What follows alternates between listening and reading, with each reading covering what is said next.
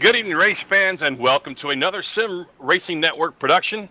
We got some Cup racing coming to you tonight, the Sim500 Transervice Monday Night Money Cup Series, and we're at Charlotte Motor Speedway, one of my favorite tracks. Tonight, with me in the booth, Don Runkle Jr., down in the van, once again bringing you these pictures, Aaron Grotzkopf. Folks, this is going to be one hell of a show. A 200-lap race from Charlotte Motor Speedway with the Cup cars. Don, can you ask for more?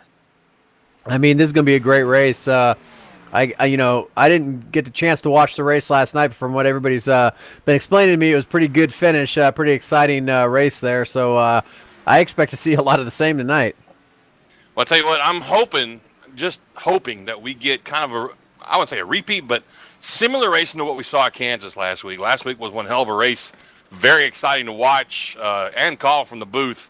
And, I'm hoping for something similar. I'm hoping that we don't have a bunch of caution flags because unlike some folks, I have to get up for work awfully early in the morning. So I would like to see this one go green for as long as we possibly can. Right now, folks, they're underway doing qualifying. We've got about a minute and 10 seconds left in qualifying. It looks like right now, at this point, Adam Gilliland is holding down the pole with a 29.254, which I don't know, man. Don, that's a pretty damn good lap right there. Yeah, it's a pretty fast lap right there. Nick Cohan's behind him, but he's got a little bit of lack in there. These guys, some of these guys are still trying to get some laps down, still queuing. They still got a little bit of time, but right now, I think Adam's lap's going to hold up. That looks like a pretty solid lap right now. Yeah, he's got a little bit of a spread there. I mean, most of the top 10 are in the 29.2 range. I mean, that's what you get when you get a fixed setup. But look at that, Ben Roll and Mitch Kilcrease right there, 8th and 9th at the moment. We should stress that at the moment. It could change. Like you said, we got some of these guys that wait till the very last second to run their laps. But, and as I say that, boom, we have somebody jumping in there. Fuller jumps in there to 7th place. But we got about 27 seconds left. And I tell you, what I'm really looking forward to is seeing how this package handles here at Charlotte. Yes, it's another mile and a half, but it's not really configured the same as Kansas was, Don. Kansas was more of a smooth tri-oval type, D-shape, whereas you got the traditional dog leg here at Charlotte. So there's just a little bit of a difference in layout. Baking's just a little bit different. But overall, it's a mile and a half, and I'm just really looking forward to seeing what we can do here. I think here they just the problem is turn 4 just kind of seems to tighten up a little bit, and through the dogleg here it just really tightens up with these cars. I think you had a little bit more room to race on the front stretch at Kansas. So I don't know, we're gonna have to see. But man, there's some really close times in this qualifying here. Yes, they do. Nothing, man. I'm sorry, folks. I messed Don up in the speakers there. But, yeah, very close times. And you know what's really great? And look, we're about to see it right now, folks. I don't know if they got a camera on it yet. But with this new build we had that came out recently, the lineup for the race is pretty cool. The drivers start up kind of facing the grandstands right there for the fans to, stare down in the cockpit of those cars and get a good look at them, and they roll off like that. I love that. That's just awesome. Yeah, I do like how they do that, how they got them sitting sideways on the track like that. They've been doing that at a few other tracks lately, too. I think they used to do it before this build just at Pocono, and it seems like they do it at a few other places now, too. Yeah, I'm digging it, man. It's pretty cool. But, well, let's see. Let's see if we can get our top 10 out here real quick. The grid, I should say. Looks like Adam Gilliland held on to that pole, 29.254. In the number 81 car, inside row 1, outside row 1, 21 car of Nicholas Cohan with a 29.266. And right behind Cohan's going to be Daniel Falkingham in the number 30 car starting third, 39 car starting third. And next to him is going to be Anthony DeBarro starting fourth and number 27. Inside row 3, Trey Edson in the 40 car. Outside of him, the 52 car of Sean Castor, that bright blue and yellow car. And the next row is going to be in the 7th place, Donnie Lee in the number 18. And next to him is going to be Justin Fuller in the 51. And inside row 5, E.J. O'Rourke in the 41. Outside of him in 10th place, Steve Rear. That's your top 10, folks. Mitch Rolo and Ben Gilcrease starting in 11th, 12th. Some honorable mentions there. I guess you could say those are some of our SRN co-workers here. That's right. Another one I want to touch on is last week's winner, David Comstock. 20th place right now. But let's be honest with ourselves, that's really nothing new for Comstock. He doesn't qualify up front that much. He just kind of hides in the middle of the pack there and the silent assassin. Time. Yeah, the silent assassin. There you go. Yeah, I do like how they start these cars out sideways like that. That is really cool how they do that. It's kind of like a showcase for all the cars there. Yep, and just in case you folks were wondering, one more time, I'm gonna touch on this. 200 laps. It's a long race for, other than what we normally do here. It's gonna be, it's gonna be a long night if we're not too careful here. Let's see, what is that? 400 miles, something like that. Yeah, this is definitely gonna be a long one tonight. I hope they get a lot of green flag racing in, but I'm sure they will. But yeah, that's 200 laps. We're in for a show tonight. Well, I've only got a gallon of water, so we need to just we need to make sure this thing goes green, because I don't have that much water right now. I'm going to take a break and get some. But here we go, folks. The pace car is rolling out. Field is rolling out behind them. And I'm going to be honest with you, Don. I think to start off with this race, we're going to see some guys trying to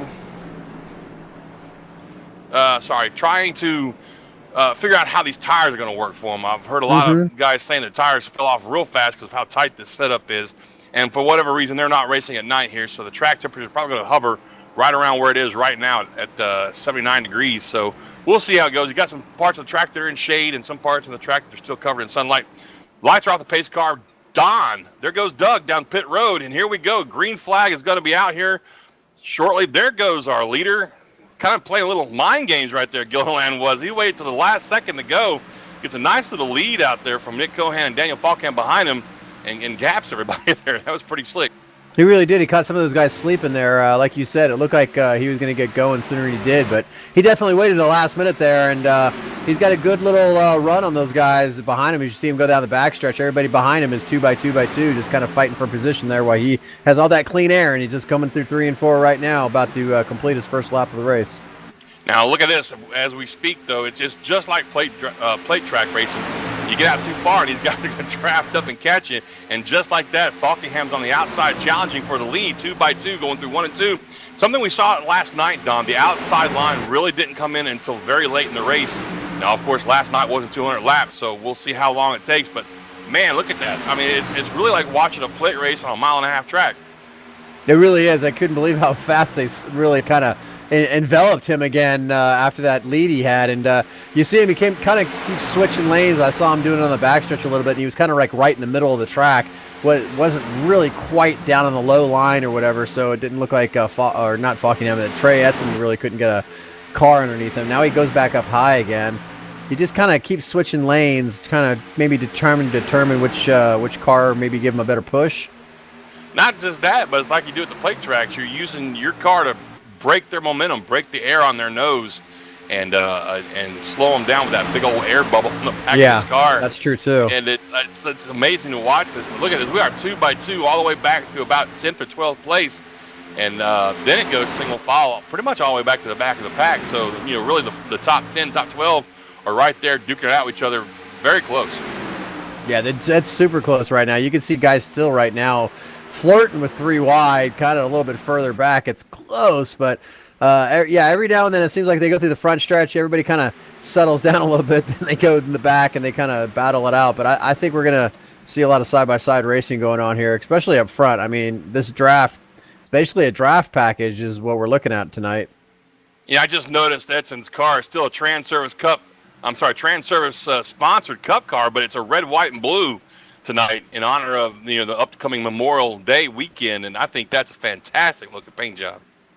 Yeah, actually, that's a really nice paint scheme. I like that a lot. It looks really good. Looks really good tonight. Yeah, it's a gorgeous paint scheme. But I tell you what, for just a second there, he was all over the bumper of Gilliland. I really thought he was going to make a push for the pass. We saw it last night, Don. It's very difficult to pass this track with this setup. With the Xfinity setup they had, was also a very snug setup. What we saw a lot of guys doing was drafting right up to the bumper of the car in front of them and then just send it down to the turn. It worked better. It seemed to work better going through 3 and 4 than it did in 1 and 2, but that was usually the way to pass was, like I said, you just draft up as close as you can freaking get and try to time it to where right as you get to the back of the bumper, you're going into the turn, and you send it down low into the turn and hopefully complete that pass somewhere about mid-turn coming off exit. It's like, we saw at Kansas earlier, we were talking about how we saw the guys leapfrogging each other when they were passing there with the draft package. It's kind of like, it sounds like it's kind of like the same thing, just a little bit more difficult here. You got to time it better. It seemed like it was a lot easier to do at Kansas because these guys were maybe able to, move up and down the track a little bit easier, had a little bit more room to get that draft going. But here it seems a little bit more difficult. And right now you see Edson back there searching for grip, searching for somewhere that's going to give him a little bit of an edge and hopefully help him pass Gilliland. And I mean, he makes up a little bit of room right there coming off of 2 high, coming off of turn 2 high, I should say. Of course, you could be too high too. I don't know, hell. But anyway, so we're going to continue to see that throughout the night. These guys just continually searching for the place where their car seems to drive better for them. And granted, yeah, it's fixed setup, so everybody got the same setup. But really, driver style is going to dictate where that car feels comfortable to that driver, as usual with fixed setup racing. Yeah, definitely. And I mean, like I was talking to a couple guys before the race started. Anthony DeBarro was telling me about how pushy this car can really be later on in the run and how tight it can get. And he was even, saying, turn 4 can really sneak up on you sometimes. It just seems like that seems to be the spot where that tight condition seems to be the worst. Yeah, I was talking to a couple of guys, also watching some guys in practice, and you're absolutely right. Towards 15 laps into the run, in that area, we got a wreck coming off of 2 way back there, about 2/3 of the way through the pack. 16. Is that Steve Ritter? Yeah, it looks like it. We're gonna get a replay here for you. Yeah, he's involved in it. Let's see who else is involved in it, because it was definitely more than one car. So yeah, we were looks just like talking Steve about Ritter and pushed Scott up into Stencil. The wall. Yeah, came down and got into. Looks like Scott Stencil maybe got into him just a little bit. I don't want to, put it on anybody. It's kind of hard to tell. Looked like maybe Scott dove down in to get past Steve. They made a little bit of contact. Steve went up into the wall and just, came back down the track, involved a couple other guys, and just kind of went bad from there. Actually, if I'm looking at this, and it might I don't be think netcode. They touched. Yeah, it was netcode, man. That's what I'm trying to say. Yeah, I think you're right. They touched it all, really. That's unfortunate. Netcode was a bitch last night. Pardon my French, but man. Yeah, you're actually right. I'm looking at it one more time on my end. You're right. It does look like netcode. They never even touched. You're right. But so I'll tell you, that's unfortunate. But that brings us under our first caution of the night. Lap 11. These guys have been out, so I'm guessing we'll probably see everybody duck on pit road here and get some tires and just try to gauge what their tire wear was. And believe it or not, we actually saw some 2 tire stops last night. So hell, I wouldn't be surprised to see that tonight. Yeah, I was asking. That's something I was talking to DeBarro about. Is if 2 tires is going to be an option tonight, and he was like, "Oh, definitely." He's like, "It's definitely something he would consider, later on in a run, or just dictating the circumstances at the time." Well, folks, we're going to leave it on corner to corner so you can see these pit stops as they occur. And when we come back from commercial break, we'll give you a quick rundown of who came out where in the pits. So stay tuned to the Sim Racing Network, corner to corner, coming at you. We'll be right back. All right, Watson, let's analyze the chemicals in this cigarette smoke. Cadmium? Check. Formaldehyde? Check. Arsenic? Sir, isn't arsenic what they used in rat poison? Yeah, isn't arsenic what they used in rat poison? Oh, what was I thinking, sir? It's not like we're gonna smoke them. Neither will the rats. Tobacco is no joke. Cigarette smoke has over 7,000 chemicals. Learn more at thefactsnow.com.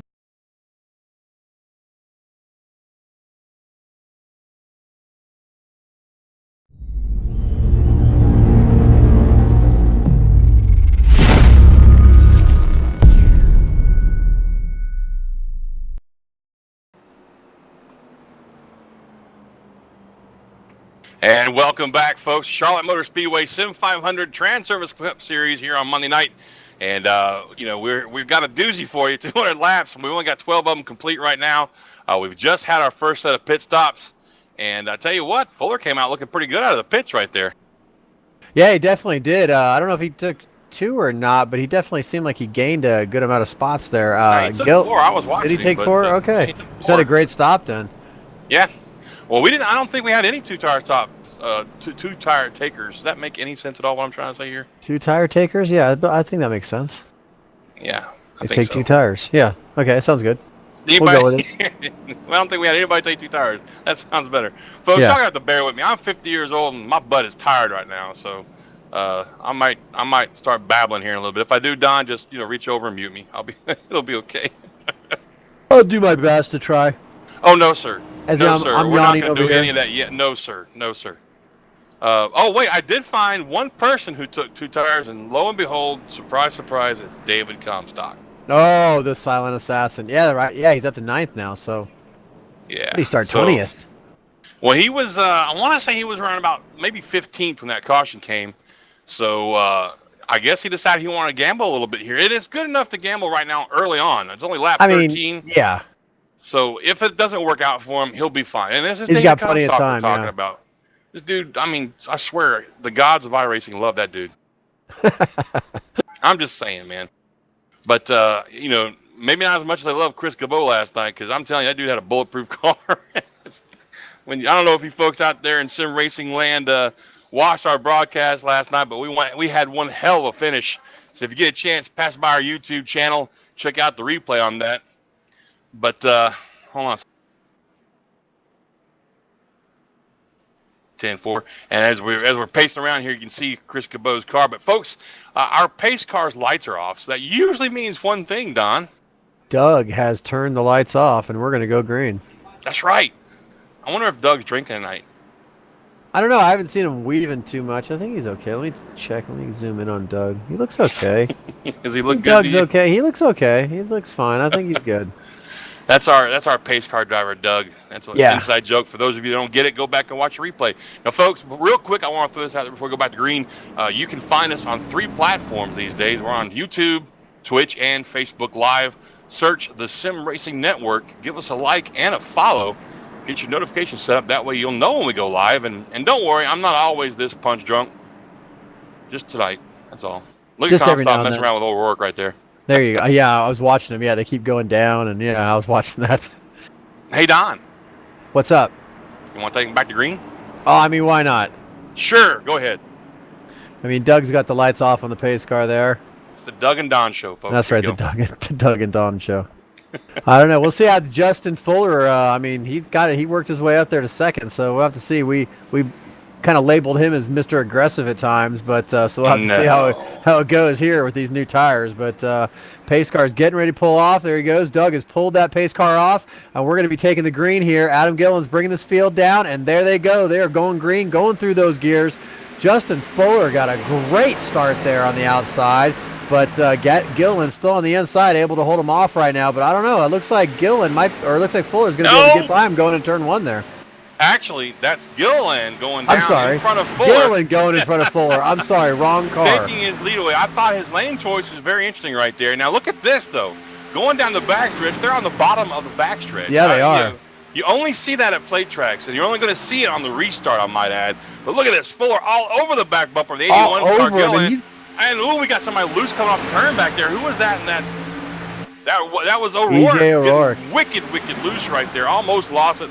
Was able to keep. I don't even think he got the gas, Don. I didn't look like it, but I'm looking at Edson also. Edson was he was all over Fuller when Fuller was on Gillen right there. I mean, all 3 of those cars were just locked bumpers basically. That was and crazy. Here comes DeBarro shooting it down to the inside, trying to take one away from Falkingham, or is it the other way around? I think it's Falkingham trying to take it away. I don't know. I don't know. Those guys are side by side right now.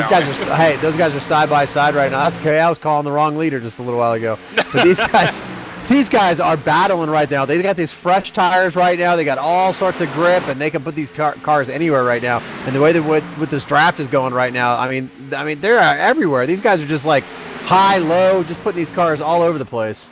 Look at that. Look down on the inside there. You got DeBarro getting bump drafted, literally bump drafted by the 21 of Cohan. And folks, if you haven't tuned in before and seen the John, Don, and Double A-Ron show, well, you're in for a treat tonight because we are in rare form. But off we go down into turn 1 and 2 right there. And I tell you, it's amazing that these guys are, was that somebody spinning or was that netcode back there? I think that might have been netcode. I don't see any cars spinning. I saw the smoke too. That's the one thing I truly hate about netcode is that you get one of those guys that's glitching in and out and they're throwing smoke everywhere. It cost me a couple of races before, to be honest with you. Makes you react. I thought somebody was wrecking, so I checked Same up here. and lost the lead. But anyway, back to our race. You can see DeBarro. Restarts are chaotic, man. Oh, I was going to say, you can see DeBarro and Cohan. They're like staying on that bottom line, kind of trying to make it work there. They're teammates too, so they're probably talking on the radio and communicating with each other, because basically, this is like we've been talking about before with this new package. It's like restrictor plate racing, so drafting is so important and where your car is going to be. And if you got teammates that you can talk to about that, it helps out a lot. Well, you know what I'm starting to see here, and it's something we saw last night as well, is that outside line, it's starting to come in a little bit. We see guys really defending their positions quite well on the outside. And I mean, hell, Gilliland took the lead from the outside basically. Even though he was the leader on the restart, he opted to start on the outside. And as you pointed out, Don, Fuller got such an amazing restart. He kind of had a nose ahead of Gilliland going down to 1, but Gilliland on that outside line was able to maintain his momentum and take his lead back. So I'm really starting to be impressed with that outside line and the fact that some of these guys are really starting to make it work a little earlier than I thought they would. Well, it seems like the outside line just kind of, you can keep that momentum going if you kind of arc it and take the right line into, entry into the corner and exit off. It seems like when you're on the bottom side, especially if you have somebody up high on you, you have to put a little bit more wheel into it, and maybe it's bounding the car up a little bit in the corners, and you're losing a little bit of speed there. Yeah, we saw that a lot last night. Gael pointed out that if you're not allowed, if your car is not allowed to wash out on the corner like you want it to, it really causes some issues for the guy down on the inside. And if you're a smart driver trying to take a spot away, you'll use that to your advantage. Really try to pinch that guy down low going through the middle of the turn, man. So we'll see how that runs out. But, I mean, here we are, cleaning greens till lap 22. We went back to green, I believe, on, what was it, 23? No, I'm sorry, 18. 18, I think it was. But yeah, definitely. I mean, it seems like if you have to put more wheel into it to keep that car down on the bottom, then you're just going to be losing a lot of speed. You kind of eating your tires up. And eating your tires up. I mean, like you were saying, that's a good point. What Gael was saying, the car has to wash up a little bit. The cars are set up to be able to. I don't want to say they drive themselves, but a good setup on a car, you can kind of let the car go up the track, and the car kind of goes where it wants to go in the line if you have a good setup under it.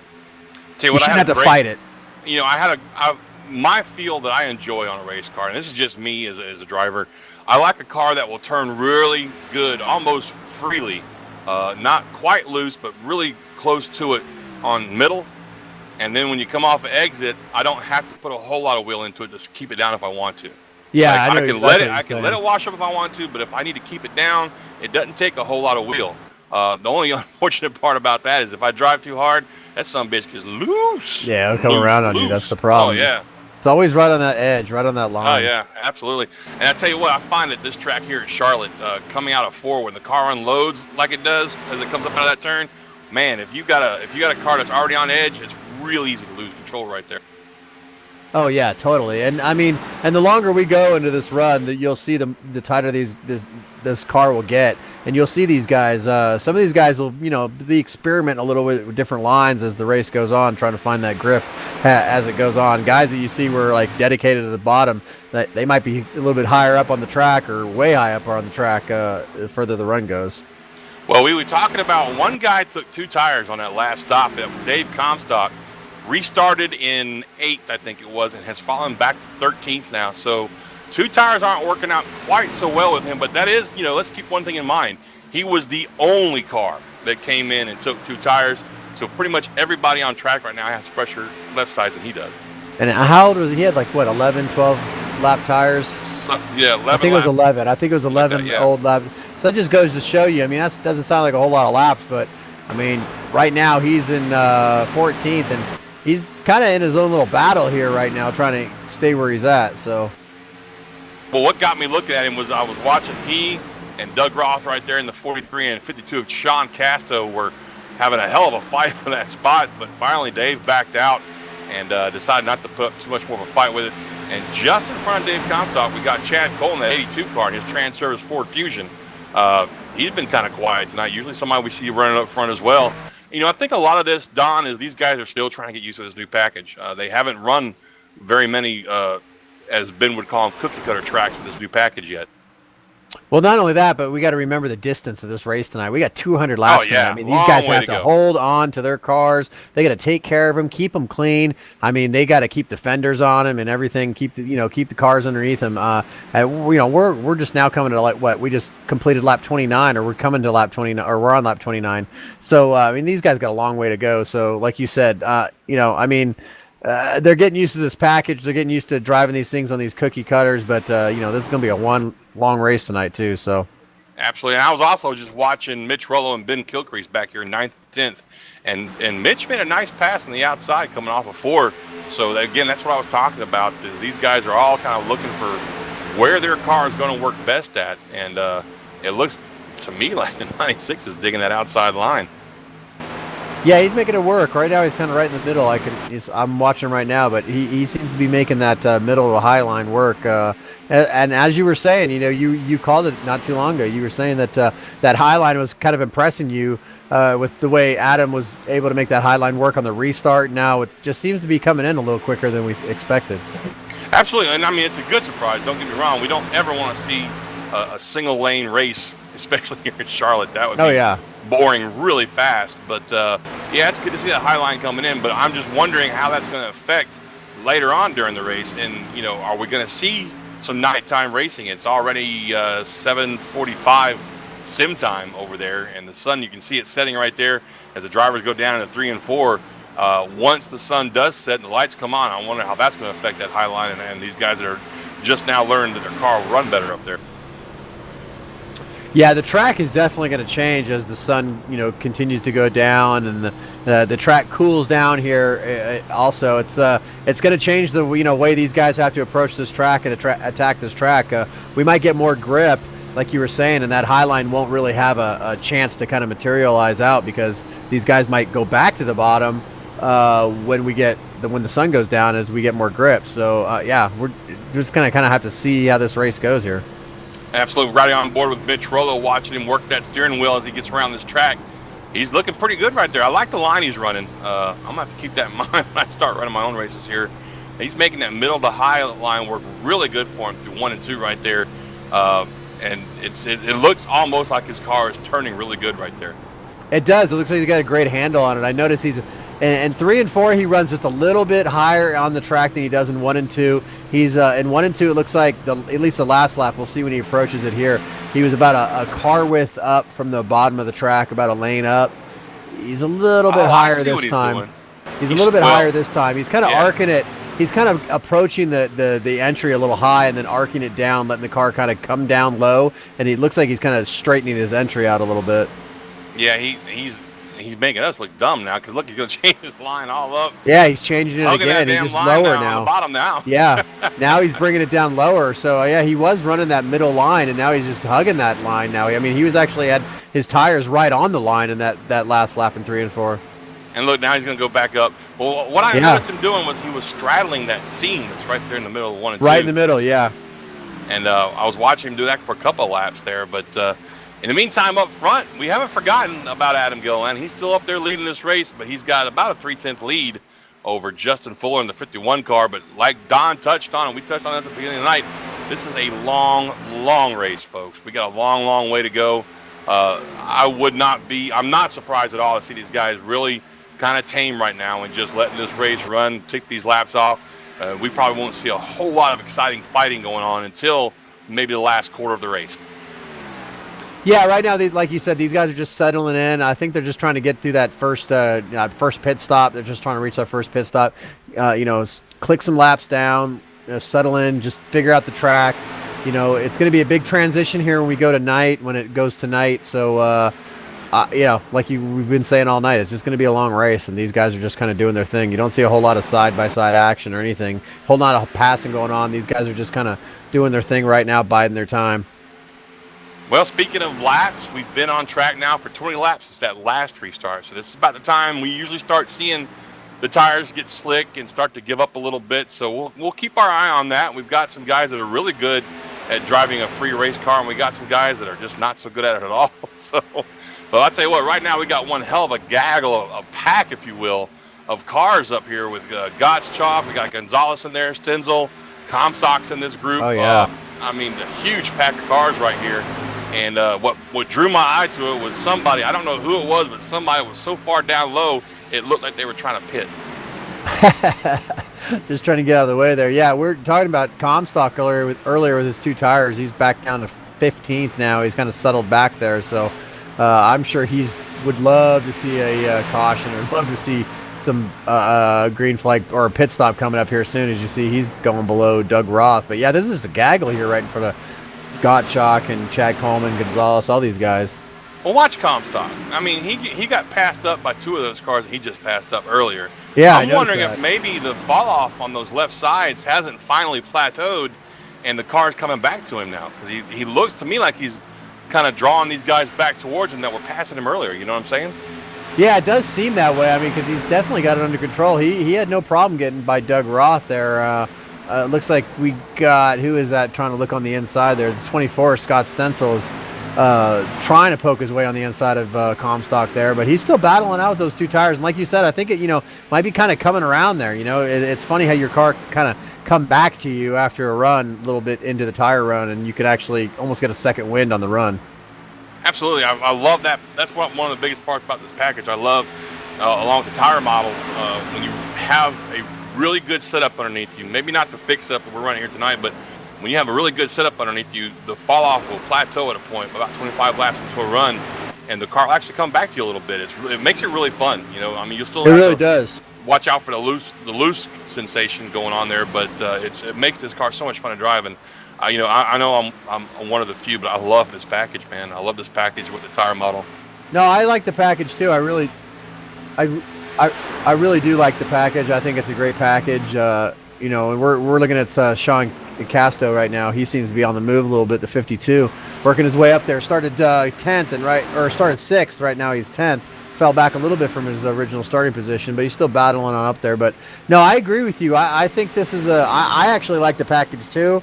I've always been the kind of guy where I've never been. I don't win races. I'm not fast or anything. So all these fast guys would always say, well, hey, you just got to learn how to drive the car. And then we get this new package that comes out, and a lot of these fast guys don't like it. And hey, I almost feel like saying it back to them. Hey, man, you just got to learn how to drive the car. Exactly. That's the way I feel like about it now. I know these guys don't like it, but it's the package that's given to us. It's what we have to race with. And, it's the same thing before this package came out. There was a package that I wasn't very good at, and I didn't like very much, but I had to drive the car. It's no different. You got to take what's given to you. And I kind of like this package. A lot of guys don't like it, but I think it makes for fun racing, and I personally like driving it. So it really is fun. And I tell you, I'm looking at some lap times here, and it's kind of what we saw with Comstock, but pretty much all the way across the board. So let's take Gilliland, our leader, for example. He came out of the pits on 15 first. Full speed lap was lap 16 at a 28.9, which is a damn fast lap, by the way. He 28.9 in the next lap, and then he fell down all the way to 30.6 is what he's been running lately. He ran the last 5 laps were 36.39, 30.633, a 30.692, in that range, right? Yeah. So that's what I'm talking about, that plateau effect where the tires, they're still falling off, but not quite as much. So it's just really great to see this kind of a tire model doing its thing. I'm really impressed with what iRacing has brought to the table this time around. No, I agree. I like it too. I like how the tires are off like that. It's almost, and I almost notice you can kind of, these tires kind of, you can make them go through you can cool them down and make them go through a heat cycle too. You can kind of not slow down, but kind of take care of them for a few laps if you're trying to pass a guy, and then you can kind of cool your tires off for a few laps and then battle back to try to get to a guy again. I've noticed that with it too. So iRacing has done a whole lot. I'm sorry, I didn't mean to jump on you. No, you're good. You're good. Gottschalk, I saw some smoke at the end of pit road, so I rewound to see what that was all about. And Gottschalk got turned by the 22 car of Nelson Rivera and just destroyed himself on the inside pit wall there. It looks like that's going to be the end of the race for him because he had to take a tow, and his car is just destroyed. Oh, I'm going back and watching it now. I'm sure Aaron, our producer, is going to get a replay of that. He can't. It's probably too far. It's probably too far. Oh, he is getting it. He's whispering right here. He is getting it. But I'm watching it myself right now, and oh, yeah, that just looks like really close racing right there between those two. And oh, yeah, Gottschalk. Unfortunately too, with the new build, we got the new version of Charlotte. So that's not grass down there anymore that they were sliding through. That's like asphalt or AstroTurf or whatever they want to call it. So the car doesn't like bounce around so much and everything else. So they just slide through there so quick. Yeah, the good news is if he hadn't hit the wall, he wouldn't have had any damage. But the bad news is he hit the wall a ton. Yeah, he hit the wall a ton. And that just looked like close racing right there. It just looked like... I probably shouldn't have worded it the way I did, and I apologize. No. If it came out the wrong way. No, I don't think. I don't think he. I mean, he definitely got into the back corner of him, but I don't think it was anything intentional. I think it was just close racing. Just that's all it looked like. I mean, it happens every now and then, and those guys slid off the track so fast. That's why we didn't get a caution there, ladies and gentlemen. Sometimes in iRacing that happens. If they clear the racing surface fast enough, we will not get a caution. So, and that's what happened there. Unfortunately for Mr. Nerf Steve Gottschalk, there looks like he is definitely going to be either out of this race or going to be having some repairs for quite some time. Yeah, and I like Steve. Steve's a great guy, man. When I first started doing the announcing and I cracked a joke about his name, he loved it. He even incorporated onto his paint scheme for a while there. So Steve's pretty good people. It's just really unfortunate to see that bad luck for him tonight. In the meantime, back up front, Gilliland he's kind of pushed his lead out a little bit there. Last time by was 1.1 seconds over Justin Fuller. Now, Fuller and Edson and Falkham and company, you got a little 4-car pack right there. Donnie Lee is up in that thing. They're all fighting for that spot. But Gilliland's like, yeah, you guys go ahead and do what you're doing back there. I'm going to check out a little bit. And right now we're just coming across the line for lap 50. So they've been on the green here for about 43 laps, I guess. 33 laps on this set of tires. No, I was right. A good example of the different lines. I don't mean to be talking over you. A good example to see some of these different lines is I'm looking at Trey Edson, and I'm looking back from Trey Edson down to Falkingham is behind him and Donnie Leah. And you watch him go into the corner, and you see Trey, he's kind of right on the bottom. You see Daniel, he's right in the middle. You see Donnie, he's way up high. I mean, all three of these cars are right here next to each other, and they're running three completely different lines the last few laps. And the high line is really impressive. I mean, look at those two guys that are up there, right up against the wall right there. I can't run right there, dude. Donnie Leah just bounced off of it a little bit coming out of 4, but yeah, it gets me nervous too running up there, especially coming out of turn 4. It comes up on you so quick. We talked about this. That's not bouncing off the wall. That's an in-race engineering adjustment. Oh, my bad. Okay, just want to make sure we get that right. The crew chief and me is going to have to speak up a little bit. But you can see Falkingham. He's trying to take a peek under Trey there. Oh, Falkingham's itching to get up there and get that spot away from him. Wow, that's close. That was really close. Oh, they're getting there. Yeah, they're definitely going door to door there. He definitely wants that spot. There goes peeking back down the inside, kind of doing what we were talking about earlier. Yep, there goes Gottschalk. He's officially out of the race. We got two guys that have dropped out of the race so far, but Falkingham trying to make that move down the inside we talked about earlier. It's pretty much the only way to pass once the outside line comes in is to try and draft right up on the bumper, the guy you're trying to pass, and then shoot down the inside of him. Hope you clear him by mid-corner, but unfortunately, I just don't think Falkingham's got it right now. Yeah, you got to get that momentum and almost kind of pull like that slide job move on him to be able to get by him, and I just don't. I don't know. They might be too far on the tire run for him to be able to really pull that move off right now. I don't think he'll be able to do it. Absolutely correct. Well, folks, we started this race with 41 cars. We still have 37 on the lead lap. Only two drivers have retired. That's Steve Gottschalk and Steve Ritter. Not a good night to be Steve. Yeah, definitely not a good Steve night. Steve! Sorry. My daughter watched some movie where there was a monkey whose name was Steve, and that's how he spoke. That's how he says it. Steve! Well, if there's any other Steves in this race, we got to keep an eye on them. I don't think. Nope. I think that was. Nope. I think that's it. We're out of Steves. We're out of Steves. Okay. We got a couple. No more Steves. We got one. We got Sean. some Chads. We got Nigel. Where's Nigel at right now? Nigel is in 11th place right now, starting 25th. I mean, that's a pretty good run for him right there. Not bad at all.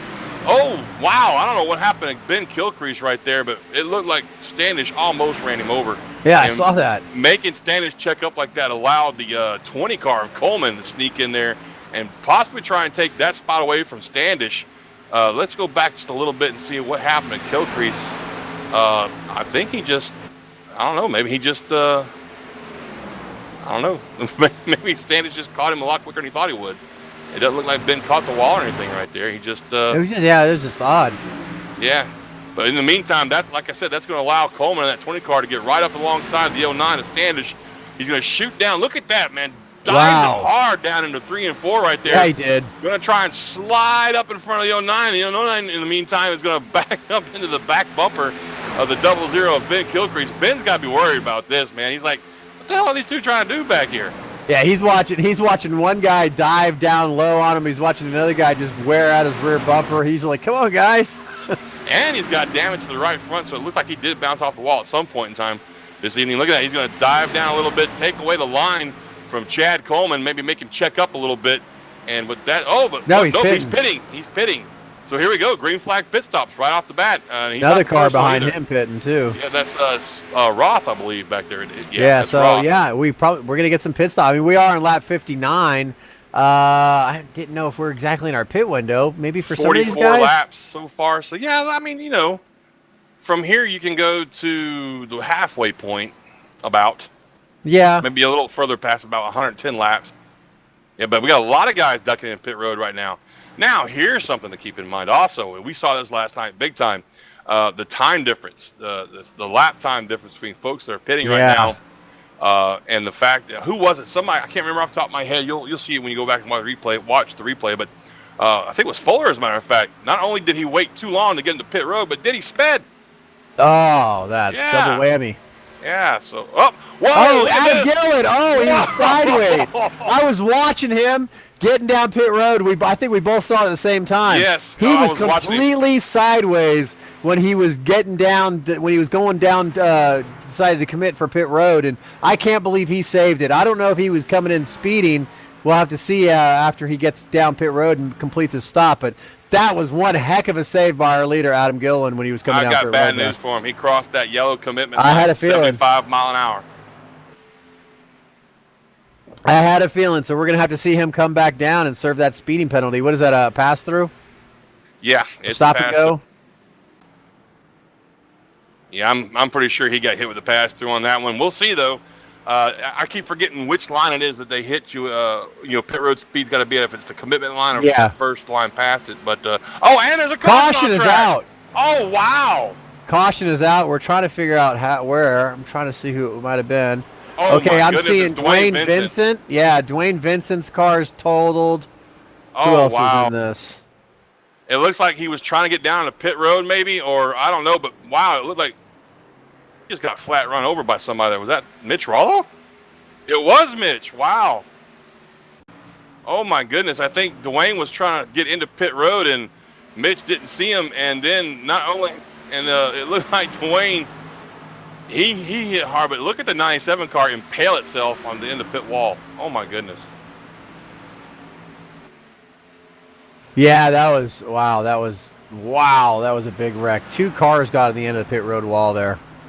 And this is really gonna mess things up with the field here with some guys pitting. Oh and some guys Falkingham, Fuller, and Gilliland are all lap down. Rolls a lap down. DeBarro, Cohan.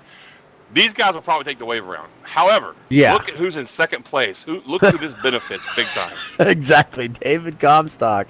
I mean, Mr. Two Tires. Tell me the gods of iRacing don't love this dude. I mean, Chad Cole, our leader, Chad Cole. I mean. Yeah. All these guys right here. I mean, Chad Coleman started 22nd. He's going to be in third right now, but you're going to see these guys come down pit road. And, I mean, that's just going to be – wow, that's just great strategy and just luck for Dave Comstock there. Unfortunate for a couple of other drivers. The 97 car looks like his night will probably be over. Yeah. That's Lionel Callisto. Dwayne Vincent, I know he's going to have a while to get that car fixed if he's able to get back in at all. That's unfortunate. Like I said, that was probably just Mitch didn't realize that somebody was coming to pit road. Maybe they didn't call it out over comms or something like that. I don't know. But it's really unfortunate. Some really good cars got demolished right there. And, I mean, half the field is a lap down from 20th all the way back to 37. 17 cars right now are caught a lap down with this caution. What a huge development. Yeah, definitely. I mean, and we're going to see some of these guys going to take the wave around. And, I mean, Chad Cole is going to end up being our leader. And we'll get you guys we'll get everybody a rundown here as soon as these guys get all settled out. But, I think what you were saying about Mitch, going back to that, I think it was just we had a lot of guys coming down to take their pit stops, guys that were coming out and everything else. There was a lot of different guys changing lanes and everything else. So, and communication's a big thing here. You got to let guys know when you're coming down pit road, and sometimes, things just happen, man. It just looked like kind of a racing deal there. I don't know exactly what happened, but let's talk to the man himself that was involved in that. Mitch Rollo, John, up in the booth. You got me, buddy? Yeah, I got you, John. Oh my goodness, pal! Your night has been up and down. Talk to me about what you saw just now out your windshield. Yeah, well, Dwayne was nowhere near me going down the start of the front straightaway, and I couldn't even see him. I saw him call it out. I looked on my relative. I couldn't see him. He was so many cars ahead of me that I didn't think he was anywhere near me on the track. And so when we were going through 3 and 4 there, I saw him checking up at the last second there because I was trying to get around a car on the outside or go around the inside of a car. And then I look and I see him basically right in my windshield. I felt like I went around him. I don't know if there was net code. I felt like I got around him, and then he went around. So I don't know if there's some weird net code going on there, but probably just 100% my fault, like it has been all season long. I've just been doing stupid crap all season long. So I feel bad for Dwayne and anyone else who got caught up in that. No matter what. I should have been paying more attention to where Dwayne was at there. So, Well, man, you still got a lot of laps left tonight. How bad was the damage to your car? I don't think it's too bad. I had Kevin check on it for me, and he said it was just a little bit crinkled at the right rear there. So, Now, had you been on pit road yet? No, I haven't been on pit road. I'm just getting my lap back here. I ended up being a lap down because I had just pitted before that. So, Okay. we'll see how it goes here. We'll see how it plays out. Hopefully, it's not too bad. All right, Mitch. Well, good luck, buddy. We'll let you get back to it, man. Thanks, guys. Have fun. Good luck. Yeah, it was Mitch Cole of 96. Well, you heard him. Vincent did call it out, but he just didn't see him until it was too late. And unfortunately, that's gonna cause a lot of damage to a couple of good cars. But mistakes happen. We've all made them. Mitch is no exception. Oh yeah. He'll shake it off and hopefully maybe still be able to salvage a good finish out of this. It's not going to be the case for Dwayne Vincent. Although he's still on the lead lap, he's missing a couple of fender parts there, it looks like. Yeah, definitely. And we had a lot of wave around cars here too. So it looks like we're going to have like 32 cars in the lead lap now. It's going to be... Well, what's really crazy about this and what's going to be very interesting to watch is those faster cars that we know are out there that are now way back there and mired in traffic. We're going to have to see how good they can deal with this traffic. I mean, you've got Falkingham back there. You got DeBarro, Cohan. Not real sure what happened to Fuller. Yeah, I noticed that too. Unless he had an issue on pit road. Wow. Well, who was it we said might have got caught speeding? Was that Gilliland? That was Gillen. That was Gillen. And now, he's got to come down in the green, so that's going to throw a monkey wrench. Man, I tell you what, ouch. Yeah, I don't know what happened to Fuller there. I don't know why he ends up being a lap down, but I don't know. We'll have to wait and see. Well, in the meantime, folks, the lights are out on our pace car, and look at how dark it's getting down there. Well, there goes Doug ducking down into pit road, and Comstock on the outside. Chad Cole on the inside. Green flag is out. Cole gets a magnificent start. I'm not sure what Comstock was doing there, but kind of fell asleep. It looked like he fell asleep a little bit, which is going to give the 20 car of Coleman a shot down the inside to take the second spot away from Comstock. And in the meantime, Chad Cole looks up in his mirror and says, yes, please, y'all go ahead and fight back there. Let me lead a couple of laps here. They're going to catch him going into 3 here. Coleman's going to look down low on Cole here going into 3. And I don't think Chad Cole is going to lead this lap here because... Not at all. Wow. Looks like he blew right by him. I'm saying that Coleman just... I don't know what's going on with Chad Cole's car. Has he even pitted yet, maybe? I don't know. That was kind of weird. I expected him to maybe protect that bottom line a little bit, but he doesn't seem too concerned about it. Yeah, I know he pitted. I saw him pit. Maybe he's just, I don't know. Maybe he just don't want to fight right now. I mean, it's only lap 68 out of 200, so maybe he's just like, you guys go ahead and kind of settle him in. He's pulling a Comstock. That's what he's doing, man. He's pulling a Comstock. You guys go ahead. Well, as Comstock's going by him. Yeah, no doubt, right? Well, in the meantime, let's check in and see where Gilliland wound up after all that. Our guy that was leading most of this race is still on track, being shown in 8th place, so maybe he got by with no penalty on that. I'm really surprised. I mean, maybe he did, or maybe he has yet to come. Well, no, I don't know. Maybe he didn't. Yeah, maybe he got lucky. Well, he's working on the 26 car of Jose. Oh, wow. Boy, he really pulled up on the back of the 24 car right there. Yeah, he did. Man, that was close. He's in a hurry. And, I mean, he's really in a hurry to try and get by these cars right now as he's got these fresh new tires on his car as long as he can. That's kind of what I said earlier. You really got to take advantage of your tires on these restarts and just get as many positions as you can before it gets too hard to pass. And he's just trying to figure out how the hell to get past these two guys in front of him right now. Yeah, like you said, I mean, they got to take advantage of the grip that they got with these new tires because it's going to be so hard to pass. And, oh, I thought the 24 was going to slip right up in front of Adam Gillen there, but that was close racing. But you see Adam, now he's going to try to pass him on the high side. They're trying to get around that 24 for the last couple laps now. But, yeah, he's got to take advantage of all this grip that they could possibly get. And, God, he is definitely a man on a mission. He's right on the back of Jose Gonzalez. He's going to go back down to the bottom maybe? Nope. I don't know. Yeah, he's going to go back down to the bottom, and he's going to try to get a run here going through the corner to try to get past all these guys. He was just, oh, wow, Gonzalez bounces it off the turn 4 wall right there on exit. I don't think he lifted it all, to be honest with you. No, it didn't look like he lifted at all. That was crazy there. I got a little piece of it, too. I'm wondering if Gilliland realizes that we've still got, over 100 laps to go the way he's driving.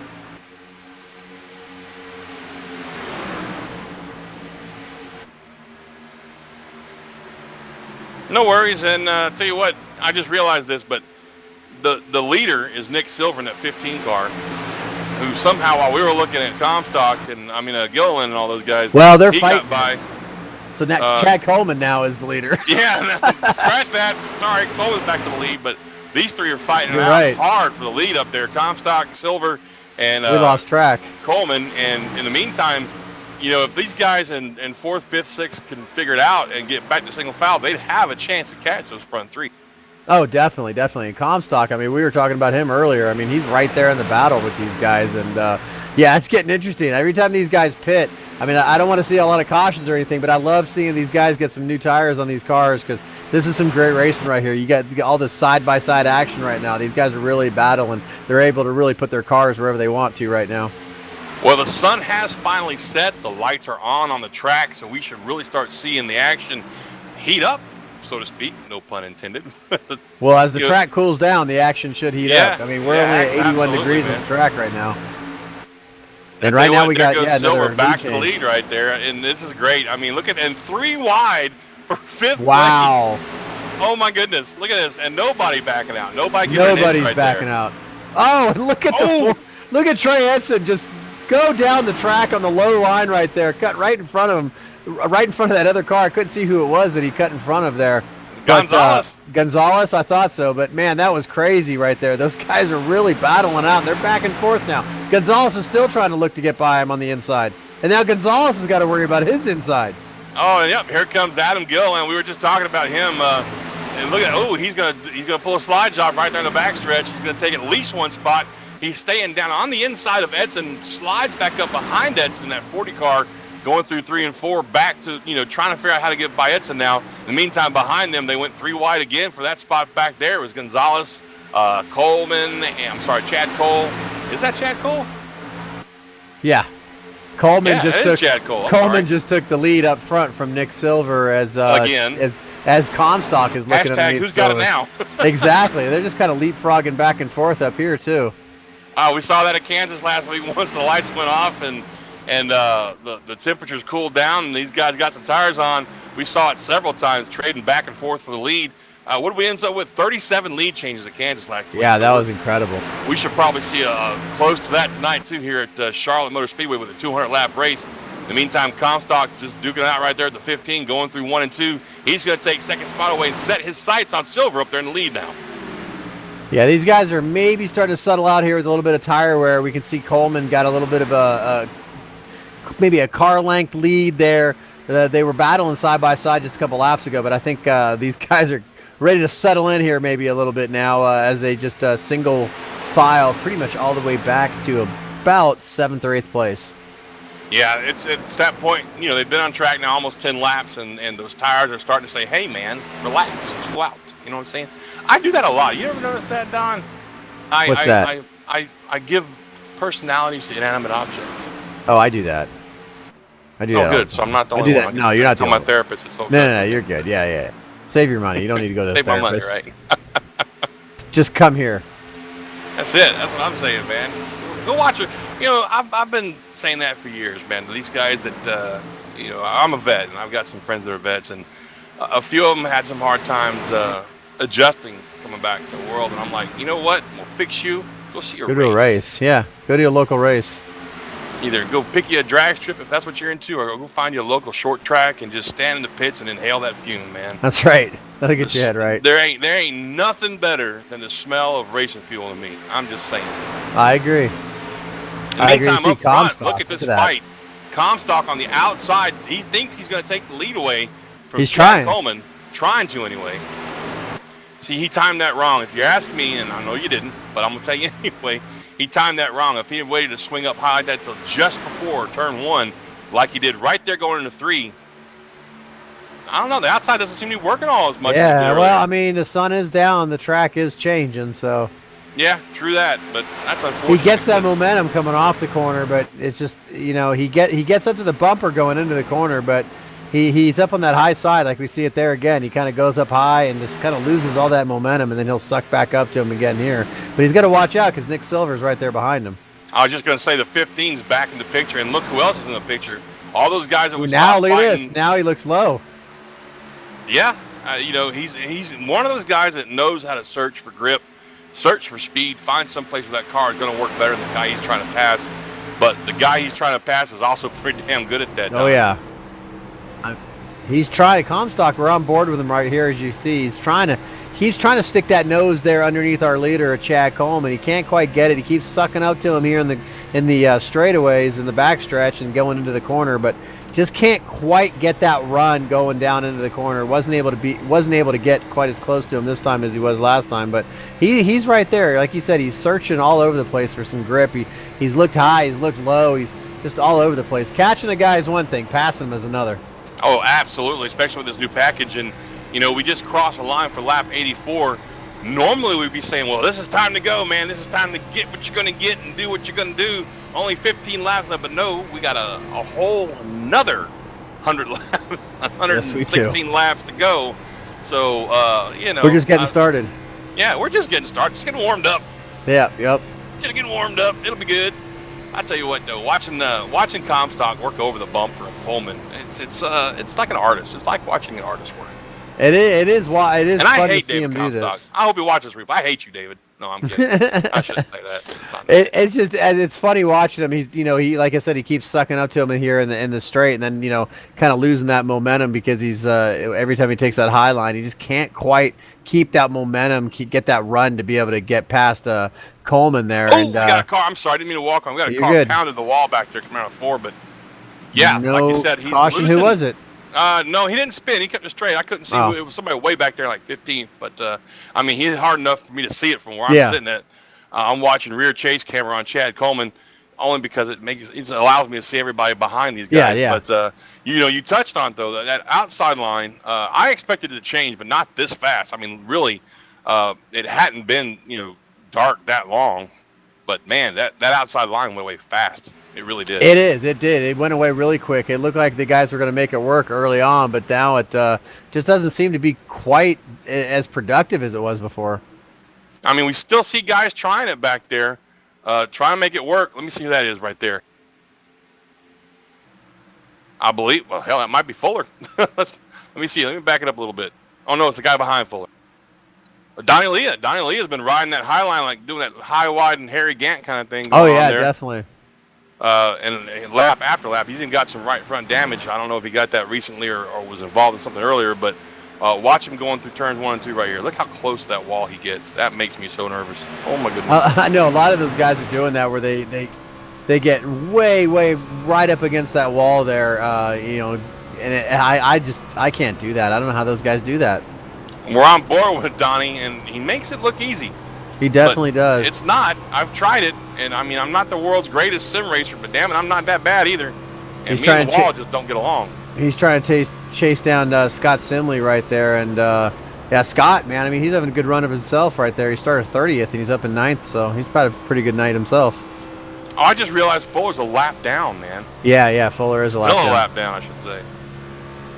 Yeah, you're right. Simley's having a great run. Simley's had a bad couple of weeks, man. He's been caught up in a couple of other people's wrecks and stuff like that, and didn't have the finishes he was looking for. But he's having a pretty good run tonight. He's got himself up there inside of a top 10 right now. sitting there in 9th. He's got, he's running there with Rivera, Sentinel, Chad Cole, and those guys. Meantime, Gilliland is kind of settled in 5th spot right there, trying to figure out how he's going to get around that red, white, blue Transervice car of Trey Edson, the 40 there, and hopefully get up there and fight for the lead like he had for so long tonight before getting caught on the downside of a pit stop there. But look at this. These guys are all single file again. And here goes Gilliland up to that high side trying to make something work there. I just don't think the high side is going to work for him anymore. I don't either. I mean, you see Edson, he was going down to the bottom right there, but I don't know. He's got the momentum now on the high side, Gilliland does, but I just don't think he can keep that momentum up there. But I mean, he might make a liar of me right here. Oh, Edson slid up the track, and I think he was thinking he was going to pull a slide job there, but he lost so much momentum that Gilliland was able to get by him there. That was crazy. I thought he was going to make contact there. I thought they were going to hit. That's what we call a psychological pass. Yeah, exactly what that was. That was. Yep. I think we were talking about that last week when we were talking about how guys do that. They'll like swing up and act like, oh, he might door slam me to see if they can get a reaction out of you. And yeah. Yep. And I tell you what, though, as we sit here and sound to each other, oh yeah, the high side's not working. Look at Gilliland making some. I mean, he's making it work. Outstanding speed coming off that high line like that, man. And now look, everybody in front of him ducks up there too. Well, I mean, it's kind of hard to pass. Monkey see, monkey do. Well, it's also that kind of thing. If you take the guy's line away, it's kind of hard for him to pass you. So. True that. And Edson's not done with him either. Edson's all over his back bumper right there. Yeah, this race isn't done, and Edson's got to worry about himself. Chad Cole's back there. Look at that, looking down low on him right there. 3 different lines to that turn right there. One middle, one high, and one low. I love watching that. I love it. What I really love is that we've been green now for, let's go back and check those laps. Let's see, we've been green for, a lot longer than I thought, man. All 24 laps almost here. Yeah, so, wow. 24 laps have been green, but the leader hadn't run away with it. He still got company all over his back bumper. Oh, Comstock's all over him. Yeah, in the form of Comstock still trying to find a way. Now, Comstock is seeing these guys working that high line, making it work for him, so he's trying to figure out, well, what the hell are they doing that I'm not? So he'll keep trying, and I'm sure he'll figure it out here soon enough. He's a smart enough driver to do it. But that's what I love about this package, and these guys in the Sim500, here we are, 25 laps into a run, and not spread all out. It's not boring. We got fights all over the track. Off of the top 10, so this is just great racing right here. It really is. Well, I mean, the top 5 here, it's anybody's game, really. I mean, these guys are all right there by the leader. I mean, they're all within a earshot of the leader right here. Comstock's been on the leader's bumper this whole time and keeps catching up to him, and then Comstock's got to worry about those other guys behind him: Silver, Gilliland, Edson, even Chad Cole. One little mistake, and these guys are going to be right on you. Absolutely. I mean, you can't make any mistake. Look at Silver down there. Yeah. 15. Made a lot of ground up on the inside line just then on Comstock. In the meantime, behind him, Edson's gotten down to the inside of Gilliland. He's trying to take that spot away, move him up to 4th. Look at Comstock dive to the inside there. Yep, Comstock making a big lead. 2 tires below the line. He had those 2 tires below the line there. He's like, I wonder if this will work. Let's try that. Yeah. And wow, man, that car really turned pretty good for him, but he didn't gain the lead. But I'm sure he got Coleman's attention. I'll guarantee you he got his attention. Well, I mean, it's like you said, monkey see, monkey do. I mean, that last lap, Dave Comstock and Nick Silver are basically taking identical lines, both hugging that low line, tires right on the paint there. And now you see Comstock back up to the high side. You see Coleman down at the low side. These guys, like I said, with this new package, they can put these cars anywhere. And now with the track, with more grip, seeing that it's dark. Seeing that it's dark. Oh, you're good. Seeing that it's dark, these guys can really find multiple lanes to drive in. Oh, look at Silver going to poke his nose down the inside. Not going to quite clear him there, but he's not losing too much ground to him right there. In the meantime, Edson's crept up into this picture. He's back up in the fight for this thing. He brought Gilliland with him. Behind Gilliland is Cole. Oh, my goodness. We've got literally a 6-car fight for the lead right here, Don. Yeah, these guys are battling. That's crazy. You see all these guys, every time you see these guys drive to the inside, dive inside, and they kind of poke their nose in, and then the next lap you'll see the guy run to the outside and try to build the momentum to have him carry it to make a pass on the outside. And as you see right now, Edson's going to dive down into the inside of Nick Silver, and they're going to be side by side as they go through the front stretch. Now watch Silver going to keep it up high, try to defend his spot, see if he can maintain that spot and maybe get a little momentum coming off 2 right here to shoot him out past Edson. But no, Edson slides up right in front of him and says, hey, I'm going to take your spot away. See, the best way he could have protected that spot was if he would have just ran a little bit lower on the track. He could have pinched Edson down there and kept him down in that Absolutely. line. And I don't think he would have been able to gain that momentum because you see right there, like Edson, now that he doesn't have a car on the outside of him, he's able to swing that car out wide. Exactly. And, we talked about that earlier, yeah. Yeah, we were talking about it earlier, and he's able to get right there on the bumper of Dave Comstock. Well, let's check in and see who sits. Well, no, we can't really even do a top 10 right now while they're racing because it changes. It literally changes constantly. in every corner. It does. Let's see. We still have some really good cars though that are stuck in the back. Fuller is in position for the first car a lap down and get his lap back. Mitch Rowland and Ben Kilcrease, they're kind of mired back there in 28th, 29th. I'm just checking on some favorites of ours, guys. That's all I'm really doing. Anthony Kilcrease is on Nick. lap. Oh, sorry. Go ahead. I was going to say Anthony DeBarro and Nick Cohan. We were talking about them earlier. They started 4th and 2nd. They're marred back in 13th and 14th. They really haven't been able to make their way up anywhere, close to the top 10 yet, at least in this run. Oh, I see what happened. We got guys doing green flag pit stops right now. We're about halfway. Well, we are about halfway, yeah. Yeah, we're about halfway. We did kind of lose track of the fuel run. Yeah, we did, didn't we? This race is so good, though. It is a good race. I mean, like we said, these guys are. I think they're doing like anywhere between 45 to 50 laps on this fuel run, it seems like. Well, that's what I was told earlier. If you're wide open, driving up at the front like these guys are, they're looking at it between 50 and 52 laps per tank. And that's pretty solid numbers. So, and that's right about where we expected to see everybody start pitting. Of course, the tires dictate that also. I mean, the car gets to a point where you just can't handle it anymore. Come on down, get your foreign fuel. And that's what we're seeing right now. Seeing a bunch of guys that were towards the back a little bit, ducking down, getting themselves 4 fresh ones and some fuel, hoping that maybe the leaders stay out a lot longer this time and they'll be able to make up some time on them. But we'll see how that works out for these guys. In the meantime, back up front, it's still the Chad Coleman show, but he's got Comstock all over his bumper, and Comstock's got Edson eating up his bumper, and Edson's got Silver eating up his bumper. So we've got literally about 7 cars within about a 1/10 of a second of each other right there. And you know what? That's going to make for some really interesting pit stops because the longer these guys stay out, the longer these guys are tight together like this, they're all going to be pitting, close to about the same time. So we're going to see a lot of slicing and dicing. These guys are all going to be wanting to get on the inside so they can make their pit stops clean. Let's see. They came off pit road last at lap 67. So you figure lap 107. Yeah, they'll be between looking 107 and 110 is about as far as they can go, and we're on lap 104 now. Yeah. So it's going to be happening real soon here for a lot of these guys. And we saw how treacherous it can be to try to get down pit road earlier with that, incident we had before with Gillen. Well, not only that, but with Mitch Rollo getting in the back of Dwayne Vincent there. And those guys having their issues there. It can happen really quick here. And these guys are all packed really tight together. I think it seemed like last time. I'm sorry, we got a slow car up in front of everybody right now. And then last time they pitted, it seemed like they were a little bit more spread out than they are now. They're really packed together here. Yeah, you're right. Now you mentioned that they were a lot more spread out that last time for green flag runs. But here we go. It's going to start happening here. Lap 106 on the board right there. We predicted they would all be pitting somewhere in the next 2 to 3 laps. And my goodness, they're all jam-packed right there together. So let's see what happens here. Coming down through 3 and 4 this time by Coleman still leading Comstock. Comstock in front of Edson and Silver.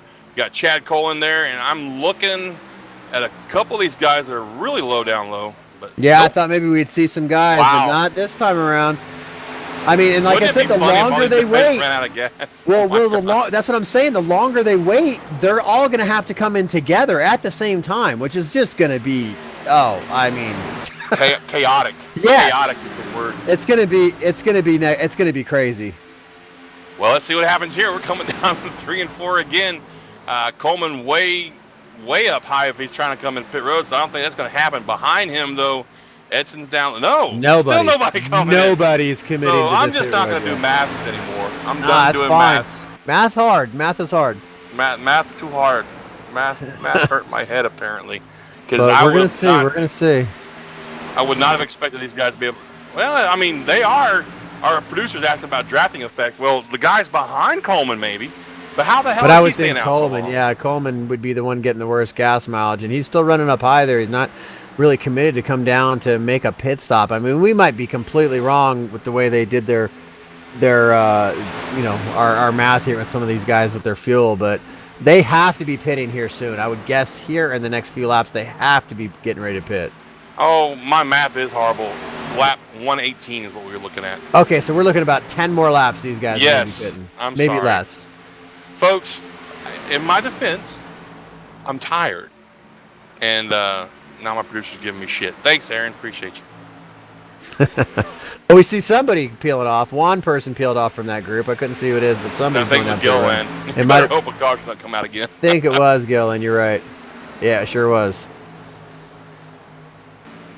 In the meantime, Comstock's kind of hanging in there, but look at this. He goes up really high that time. I thought for a second Essence was going to try and peek down and maybe sneak in there for second spot, but I think at this point these guys are all comfortable where they're at right now and just kind of hanging on to what they've got, getting ready for these pit stops that we know are coming here shortly. There we go. Here Our comes our leader's leader. coming down pit road. Chad Coleman is coming down pit road right now. It looks like everybody else stayed out as far as that front group goes. He is coming out right now looking for his pit crew to be able to take 4 tires and get some fuel and come back out. And he Gets gets a good into stop. his pits. Nice, yeah. Yep. So give that lead to Dave Comstock this time by. Edson on his back bumper. And we'll see if Comstock's getting ready to come in because he's awfully low right there on the track. Slowing down. Yeah, he's coming in. Yeah, pit he's road coming right down here. too. Ooh, Wow. Holy smokes. That was Did they close. touch? That was close. Did they touch? I don't think they touched, though, did they? I don't know if they touched or not. I don't know if those guys touched, but those guys are teammates, and that was really close. But Comstock, he gets into his box clean, it looks like there. So looks like Trey Edson's going to take over our lead. So that puts Edson up front. Man, look at the rubber buildup on the front of these cars. Yep, here comes Edson now. He's coming down pit road. So we're quickly cycling through these green flag pit stops, and he brings a couple of cars with him. Oh, who's that out of who's shape? that? Oh, my goodness. Who was that sliding down pit road? What car was that? Was that Nick Thames? No. Can't. Yeah, that was Tim's. Yeah, that was Nick Thames there. Oh, man. Look at that. He- Wow. He came down pit road. He had his tires completely locked sideways. Thought he was going to bounce off that wall to the right of him, that inside pit wall, or that outside pit wall, but and then maybe get into the back of whoever was in front of him. But he definitely got through there. And that was great car control. And yeah, he's away now with his 4 tires and fuel. But that was an incredible stop there.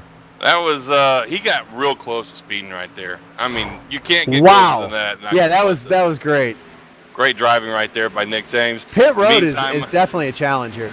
It really is, especially when you're coming in hot from a green flag run. You know, On worn that's what tires. makes it- exactly, on worn tires. So Mark Nelson Rivera is our leader, but he's coming down pit road. That's going to give it over to Jonathan Lockhart. Cole's coming out of the pits. Sean Castro still has yet to pit. So we've got a few more cars that still have to pit here. In the meantime, Lockhart's just kind of hanging out. He's going to hang out there for as long as he can, praying for a caution maybe, but I don't think it's going to happen right now. And look how fast the 20 and the 42 blow by him down there on the low side. Huge, yeah. The difference is just huge. So they put themselves back on the lead lap. And I think once this trickles around, that's going to give Coleman the lead again with Comstock right there, literally on his bumper.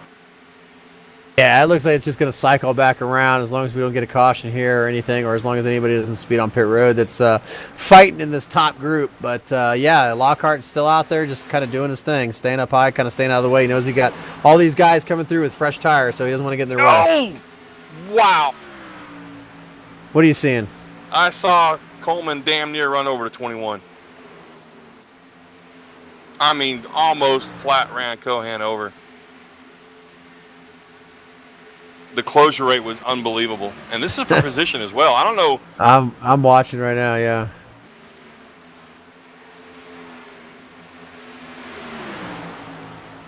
I mean, look at that closure rate. That was insane. That's crazy. Yeah, I mean that just shows you the difference right there. Well, I don't know. I think Cohan's been out of the pits already. I just think it was a draft effect maybe Oh. that caught him off guard there because they went around kill crease right there going through 1 and 2. And I'm not real sure if maybe Cohan just checked up or something right there, but I mean, wow. That would have made me nervous. Our producer's saying Gilliland might pick up the lead here once everybody cycles through pit stops here. I think he's right. That's what it looks like. Because right now Lockhart still shows as our leader, but he hasn't pitted. Sean Castro is down pit road right now. Anthony DeBarro's still on track. Adam Gillen's actually passing him right now. So. Yeah, but DeBarro pit on lap 106 versus 110 for Gilliland there. Exactly. So wow, interesting that these green flag pit stops have actually jumbled up our front so much right there. And Mitch Rollo finds himself now in the top 10. Just got passed by Coleman and Comstock, who are literally tandem drafting their way through the top 10 back to the front. I love watching these two. This is great. And Lockhart looks like he's coming down pit road right now, so he's going to relinquish the lead there. So he'll relinquish his lead, give it up to Adam Gilliland, DeBarro in second, Falkenham at the moment in third, but he's got the two speedsters there of Chad Coleman and 42 catching them in a hurry. Like I said, Don, these guys are tandem drafting like we used to see back with the two-car tandems at the plate tracks at Talladega and Daytona. They have literally bump drafted themselves all the way up into the top 5 there. Yeah, it's amazing how these guys are doing that. They're just working their way up through there. And believe it or not, we are only on lap 120. We still got 80 freaking laps to go. Yes, we do. We still got a lot of racing left to go. We got one more green flag pit stop if it stays the way it's going right now. And I don't see for it not to be honest with you. The way these guys are really handling each other right now and driving, they're aggressive, but not overly aggressive. Look at Coleman here. I'm watching this battle with Coleman and DeBarro and Comstock here. This is crazy. It's like Coleman's going to be able to... Yeah, that's the difference of a couple laps is just crazy for tires. And you see Comstock just pushing Coleman through that straightaway as they finally get by DeBarro there. And they're catching up to Daniel Falkenham there in second place. I mean, this drafting is just great. These guys are just nose to tail here, able to catch up to Falkenham. And it looks like they're going to be able to make short work of him, too, if they keep this up. And Falkenham kind of went to the bottom and then goes to the top. But, man, I thought he was going to cut right in front of him. The closure rate was pretty quick there. But these two are just locked front bumper to back bumper, and they just keep cruising on past everybody. And they're going to get by Falkenham, too. It looks like Comstock might be having a little bit of issue clearing him. No, they haven't cleared him yet. Falkenham ain't going to give it up. You know that. No, he's not. No, not at all. Oh, yeah. He's not going to give it up. But, man, these two, they were locked there for a minute. And they were just really making it work, but it looks like they've kind of separated now. Just for a minute, and now, like I said, once they clear Falkenham, it'll be on to Gilliland from there. But look at how hard Falkenham's fighting with Comstock on the outside. He got right up on that bumper of Coleman. Oh, he's going to clear him now. There he goes. Yep, he got him that time by. So put those two up to second and third, charging their way up to the lead.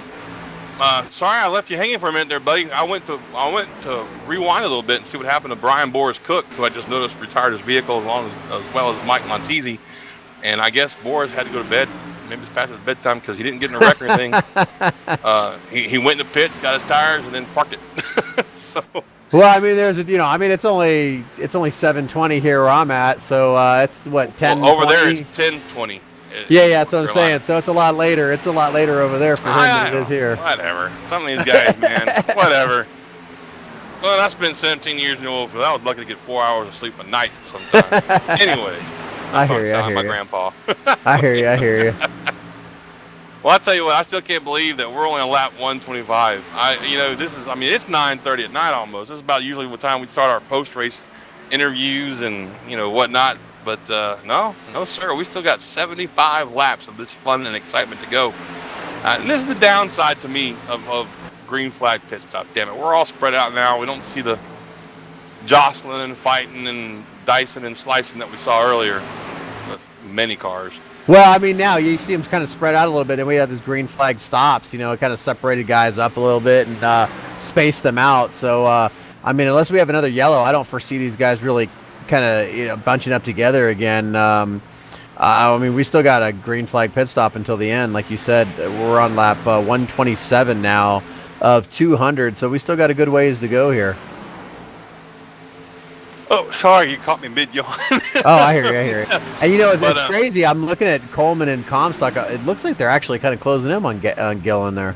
Absolutely. It's the draft effect, man. I mean, they're bump drafting each other, tandem drafting right there. They're also using the draft coming off of Gilliland to pull themselves up to him. It'll be a three-way fight for the lead here within about a lap and a half, 2 laps, I'm sure. I mean, look at the closure rate these guys have here. Oh, they're catching him right now. I mean, it's so visually obvious these guys are getting to him. Yeah, they're working good together, and you notice that they're kind of taking that line. It's two different lines. Gilliland looks like he's more committed to the bottom, and these guys are running the middle of the high. So, but that's going to change here, I think, when they get to him. Or when I they try think to I'm pass saying him. if he's smart, he's going to move up there and try and take their line away from them, and just go where they are. Try turn that air up on them a little bit. Definitely. But right now, I mean, this is a great battle. We got back to a 3-car battle for the lead here. Yep, and they're right there now. I mean, it's that's amazing that they did that. They were literally when they came back, it cycled through. They were 8th and 9th from these green flag pit stops, and here they are fighting up there with the lead with Adam Gilliland. And I'm really happy to see Gilliland get his lead back. I mean, he had some bad luck there with a yellow coming out right after he pitted earlier, and we thought he got a speeding penalty. That was awesome. A speeding penalty. Oh, here we go. Fight for the lead down low. Yeah. Here goes Coleman sneaking down the inside of Gilliland. Comstock was helping him a little bit, and I'm not real sure what happened, but he let go of the bumper of Coleman. I don't know if he changed his mind on who he wanted to draft with or what, but Coleman's still fighting down there on the inside, coming down into 3. Going to try and sneak that inside line past the 81 of Dave Gilliland, maybe try and take that lead away. I don't know, Don. It doesn't look like he's going to be able to get it done. I don't think he's going to be able to get it done on the low side unless he's got Comstock behind him to be able to kind of give him that little extra push on the, coming out of the corner or whatever. It looks like Comstock's not really it looked like Coleman would dive to the inside, but Comstock was kind of wanting to stay to the outside. So I don't think he was getting that extra little push there. And now you can see they're kind of organizing and gathering back up after they drop back a few car lengths from the leader. Well, the thing is also that I did, didn't I? Adam Gilliland, sorry. He's got some lap traffic that he's using as kind of a little bit of draft help for him to help pull him along a little bit. Yeah, Jose Gonzalez right there. Right, he's going to put Jose a lap down right there, and that's going to help him break up that so-called tandem draft behind him of Coleman and Comstock and help him maintain his lead just a little bit longer. I don't know how long he's going to be able to hang on to it, though, without a dancing partner. Oh, yeah, I agree. I mean, you got it. This is just as important as any other restrictor plate race, really, that we've exactly. seen. I mean, because it basically is. You got to have a dancing partner, So. I mean, look at that. Comstock is literally bump drafting Coleman all the way down the front stretch. Oh yeah, and look at Coleman just dive down to the bottom. I don't think he's going to be able to hold it down there, but he's definitely looking to the bottom. I mean, these guys are not giving up trying to get this lead away from Adam Gilliland here. Not at all. But I'm wondering how long you think Comstock will be happy right there in third until he maybe tries to take over second and do something with the leader. I don't think he's going to try to take any move too risky before that green flag pit stop. I think Comstock's kind of a, he, like he said, we kind of called him a silent assassin is what I called him earlier. We were talking about him at the beginning of the race, started 20th, and we're going to see how he kind of works his way up here managing these tires. And we see he's battling right here for, third with Chad Coleman. I mean, don't get me wrong. I'm sure he'd love to be up front there, but I think it's not the biggest priority right now. I think he just kind of wants to be in position to be able to put himself where he needs to be to get himself to the lead at the end. Did you see that momentum he carried coming off of Ford just now? Oh, it's amazing. When he took that high line, and I'm wondering if he was trying to prove a point maybe to Coleman. Say, look, man, we'll go faster up here. Yeah, and they're falling back a little bit. I mean, you can see now they've fallen a few car lengths back, but I think you're right. If they need to continue to do what they were doing before, which was the high line, just be locked bumpers and they'll be faster. But yeah, they're running significantly different lines now, and you can see they are falling back. And here goes Coleman. Comstock. Thank you, Comstock, trying to pass Coleman right there. He did. He got right by him. I mean, maybe that was planned. Are they teammates? I don't remember. Yes. Yeah, maybe. And here comes Edson coming in this picture. So those three are teammates. Maybe that's part of their plan is to let their third teammate catch up to them and freight train Gilliland. That might have been a thing. Maybe they were falling back a little. Maybe they were falling back a little bit. Our producers in our ear letting us know who the teammates are. I should know this by now, you'd think. But wow! Holy smokes! Man, I thought Comstock was going to get into the back of him right there. Who was that? 30. The 35 car. 35. That was Wortman got real loose coming off before. Yeah, he did. And like to have gotten wiped out by Comstock. I'm sure Comstock probably just maybe uttered one of those adult phrases that we're so fond of. I mean, maybe they did kind of fall back just a little bit so they can pick up that teammate, so they can all run up there together. Who knows? I mean, might be a matter of they know another pit stop is going to be coming up here. Not right away, but here shortly, and then if they can make their pit stops together and get out together, then it'd be an advantage for them.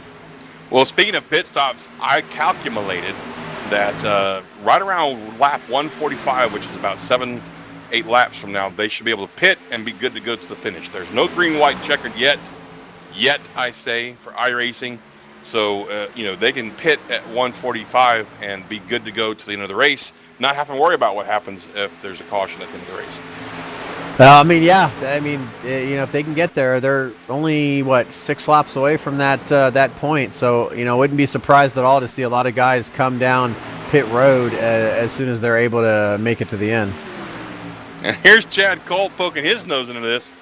It's amazing that these single cars are catching Coleman and Comstock like they are. I'm not real sure what's going on, but it looks to me like Coleman's fading back now. Well, it was just one of those kind of things where, we were seeing 10 laps ago, the field was really spread out. We didn't see a whole lot of guys battling close together. And now we see just what we saw before. We see this top group kind of gathering back up together and, looks like it's just going to be a matter of time before they're all nose to tail and really battling side by side for this lead again. And it's going to happen right before green flag pit stops again. Yeah, it's amazing. I just, this is a first. I mean, this is probably the longest race we've had yet this season. Damn sure the first time we've seen multiple green flag pit stops back to back.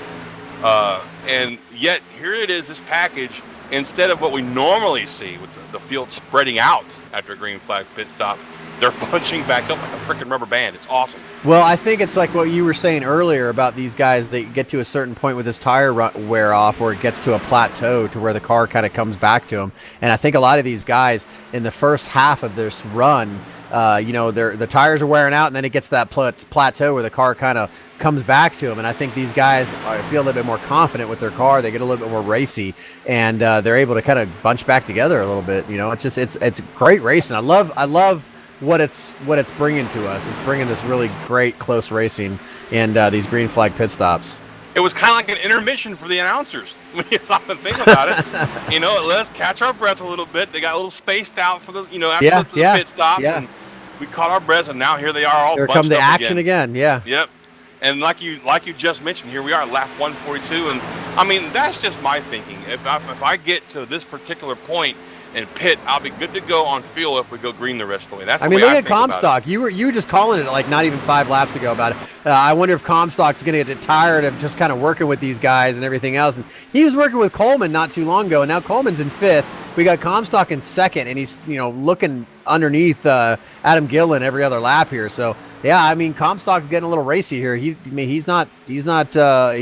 to get that lead. He's like, I'm tired of being back here fighting for that lead. I want to get in that lead. Exactly, which begs the question, is he going to play the pit strategy, or is he just going to drive the damn car until he can't drive it anymore and then pit?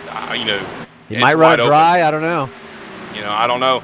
And then again, you got to also look at who does what in front of him and behind him, I guess. Who the hell knows? I'm not going to guess anymore. I'm just going to be like, hey, look, there goes Comstock. Hey, there goes Edson.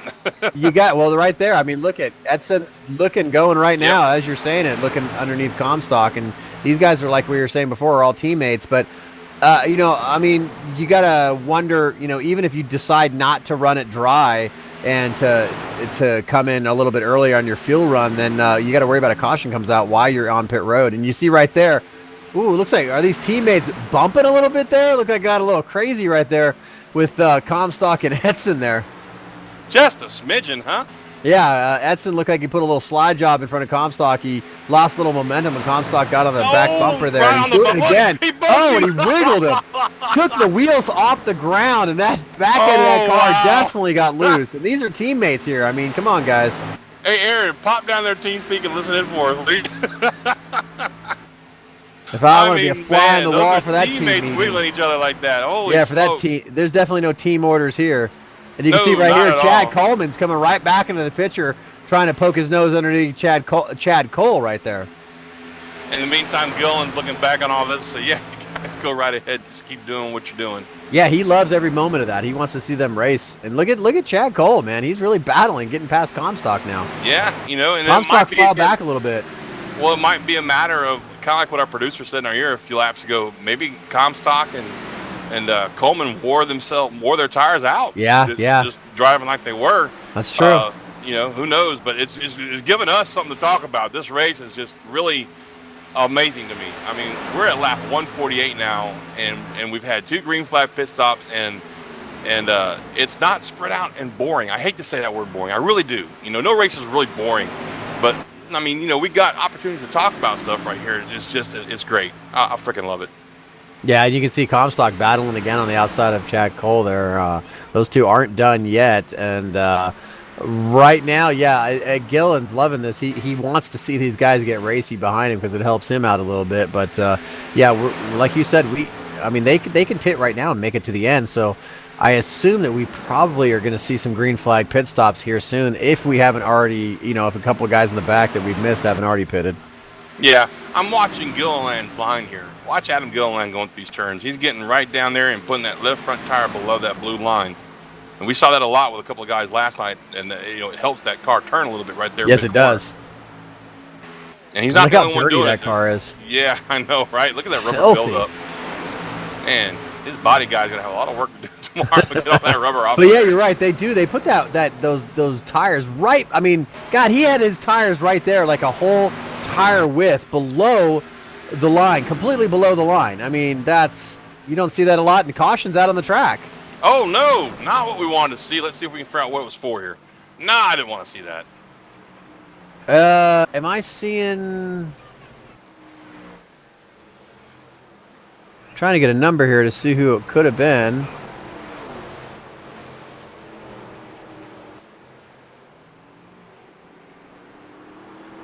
The 4-car. 4-car? Gillenwater. Yep, he pounded the wall. It looked like he was maybe trying to... Yeah, it looked like he got surprised by the 00 of Ben Kilcrease there. Pounds the wall coming off a 4. Almost caught it right there, but looped it coming through the tri-oval. And that's what got to bring out our caution. Look at that now. And then, oh my goodness, comes back up on track. Look at him. He's just trying to catch that car all the way down the track right there. Okay. Well, I mean, I think it's going to give Justin Fuller, I believe, is going to be the lucky dog. So it's going to put him back on the lead lap, which is going to be great for him. I mean, so far that's what I'm seeing on the grid, but that could change. But these guys are going to be able to make it the rest of the way with this pit stop here. And wow, this is going to totally change things up. Everybody's going to have 4 tires and fuel for this one. And I tell you, right now is not the time to make a mistake on pit road. You know what I mean, Don? Not at all. Not at all. Well, folks, we're going to let these guys get in there and get their pit stops done, see who does what. When we come back, we'll pull somebody up to the booth and try and talk to him. Maybe Adam Gilliland while he's leading this race and get his thoughts on everything. We'll be right back. We'll keep it on corner to corner for you so you can see all this pit action going on. Stay tuned to the Sim Racing Network.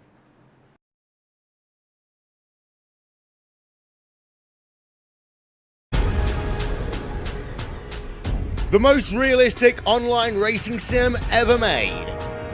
This is iRacing.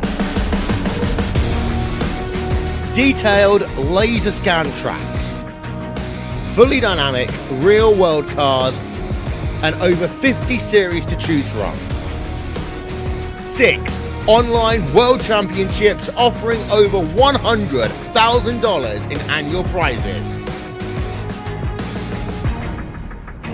This is the original esport racing game. This is iRacing.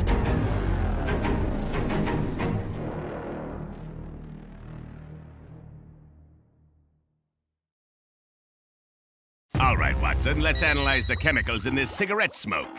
Cadmium? Check. Formaldehyde? Check. Arsenic? Sir, isn't arsenic what they used in rat poison? Yeah. Isn't arsenic what they used in rat poison? Oh, what was I thinking, sir? It's not like we're gonna smoke them. Neither will the rats. Tobacco is no joke. Cigarette smoke has over 7,000 chemicals. Learn more at thefactsnow.com.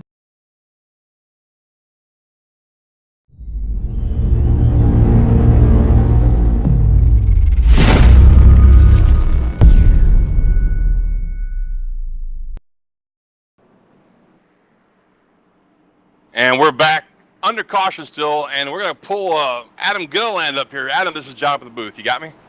Yeah, I got you. Well, man, it's been one hell of a race for you tonight, dude. Kind of up and down all night. You led a lot of laps, then you got caught with a caution after coming off a pit road for green flag pit stops. Talk to me about your run so far, bud. I feel like the story of the season almost. Every race we have to overcome some adversity, so nothing's really changed this race. Unfortunately, got a yellow during green flag stops, so I had to work our way back through the field. It's really tough to pass out here with all the downforce these cars have, so used a little bit of pit strategy and leapfrog these guys. Hopefully we can keep it up front the rest of the race.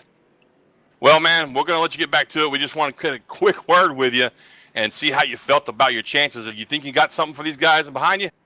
Yeah, I think you're really going to be able to tell who's going to win this race if it goes green as far as this restart goes, because the first 5-10 laps are really the real only opportunity to pass. So I think if I can hold these guys off for the next 10 laps, I think I'll be out front and gone. Well, good luck, buddy. We'll let you get back to it. Thanks.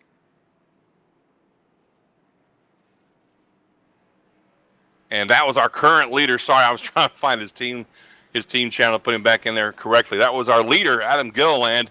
As the lights go off in the pace car, we want to take a quick silent moment to remember Nicky Lauda, who passed away today. Great racer in his time.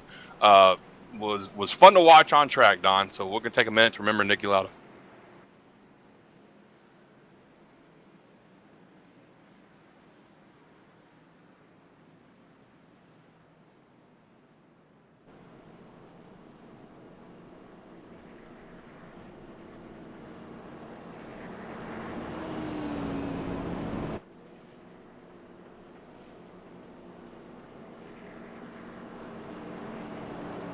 All right, we're back, and it's a sad moment when Don, when we see idols of our childhood, watching the Formula One and the Indy races and the greats of our time. I'm 50, man. I remember watching Nicky. I remember when he got hurt, and just watching his career, and to see somebody like that pass away, it's touching. It's kind of an eye opener for you. Definitely is. He's definitely a Hall of Famer. Won 3 titles in F1, 75, 77, and 84, and got 25 wins across the series. It's hard to believe it's been that long. Yeah, it's amazing. And like you were saying, yeah, he was really burned bad in 1976 in that bad wreck. We've all probably seen footage of and everything, but yeah, passed away. They say he passed away at home with his surrounded by his family at 70 years old. So yeah, we'll definitely miss him. We could all only hope to be so lucky.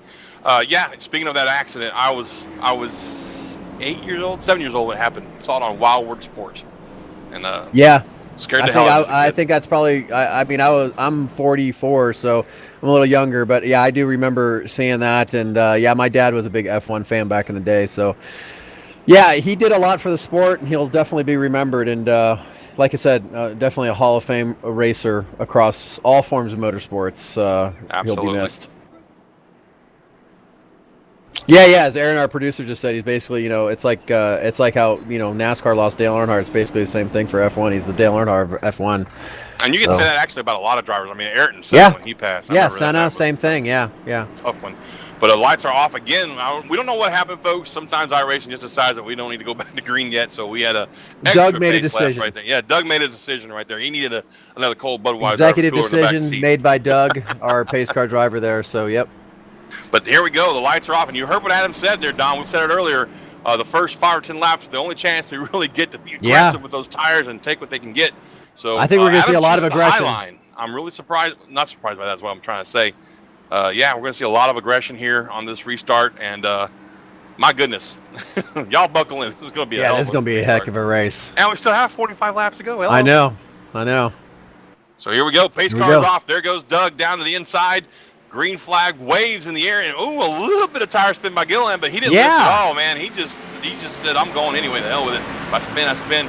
He ducks down to the inside, takes that line away from Edson going down into 1 and 2.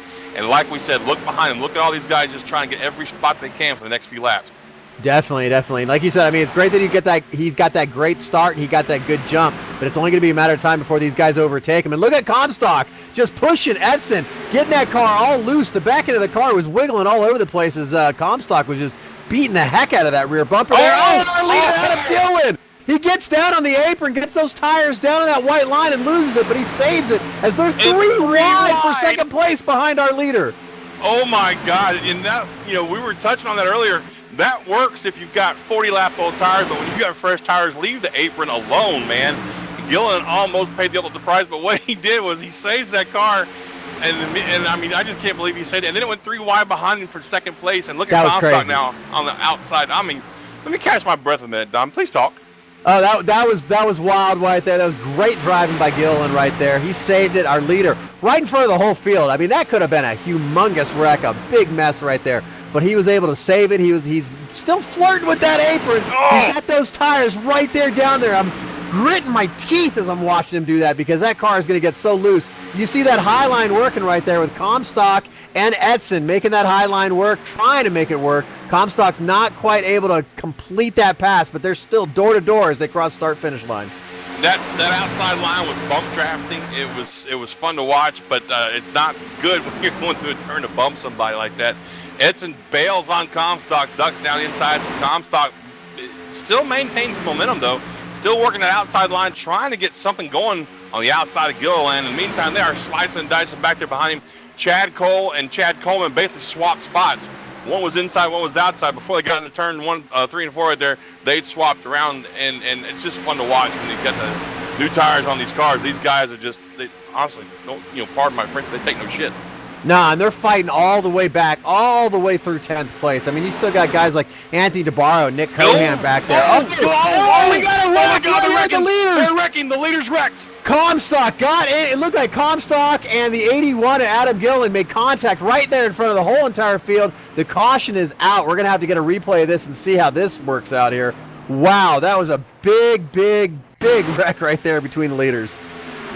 Well, what happened was Comstock and, Gillen, got down there real low, then swung out high trying to take the spot away, or the line away from Comstock. Comstock ducked back down the inside, but when he did, it looked like it just sucked the air off the back end of Gillen, who got up into the wall and wiggled and came back down across the nose of Comstock and pounded that inside wall. And unfortunately, it looks like Gillen suffered a lot of damage there. Comstock, I don't think he got too much damage, just a little bit of body work maybe, but he lost a lot of spots. But I think that's probably going to be the end of the night for Gilliland. Wow, that was some great racing right there. And yeah, it looks like Comstock's going to take some pretty significant damage there, but I don't think he's going to be quite out of it yet. But he definitely fell way back because of that. And Gilliland's got no front end. I mean, none whatsoever. Yeah, he definitely pounded that wall there, and you can see everybody's gonna come down pit road right now. You see all these guys. Daniel Falkingham's going to be shown as our leader, and he's going to lead these guys down pit road. But yeah, huge implications there in the race between the two leaders there, Comstock and I already forgot who that was. I bet Gillen never talks to us again, man. Probably not. He's never ever going to talk to us again, man. Oh, I feel horrible now. I really do. That was just wow. It was just really a product. Like I said, it really looked to me like when Comstock swung down to the inside of him, he sucked the air straight up off his spoiler. You sure you don't want to bring him up here? No, I'm good. But it looks like Chad Cole might have been a 2-tire taker there. Are those guys teammates, Comstock and Gillen?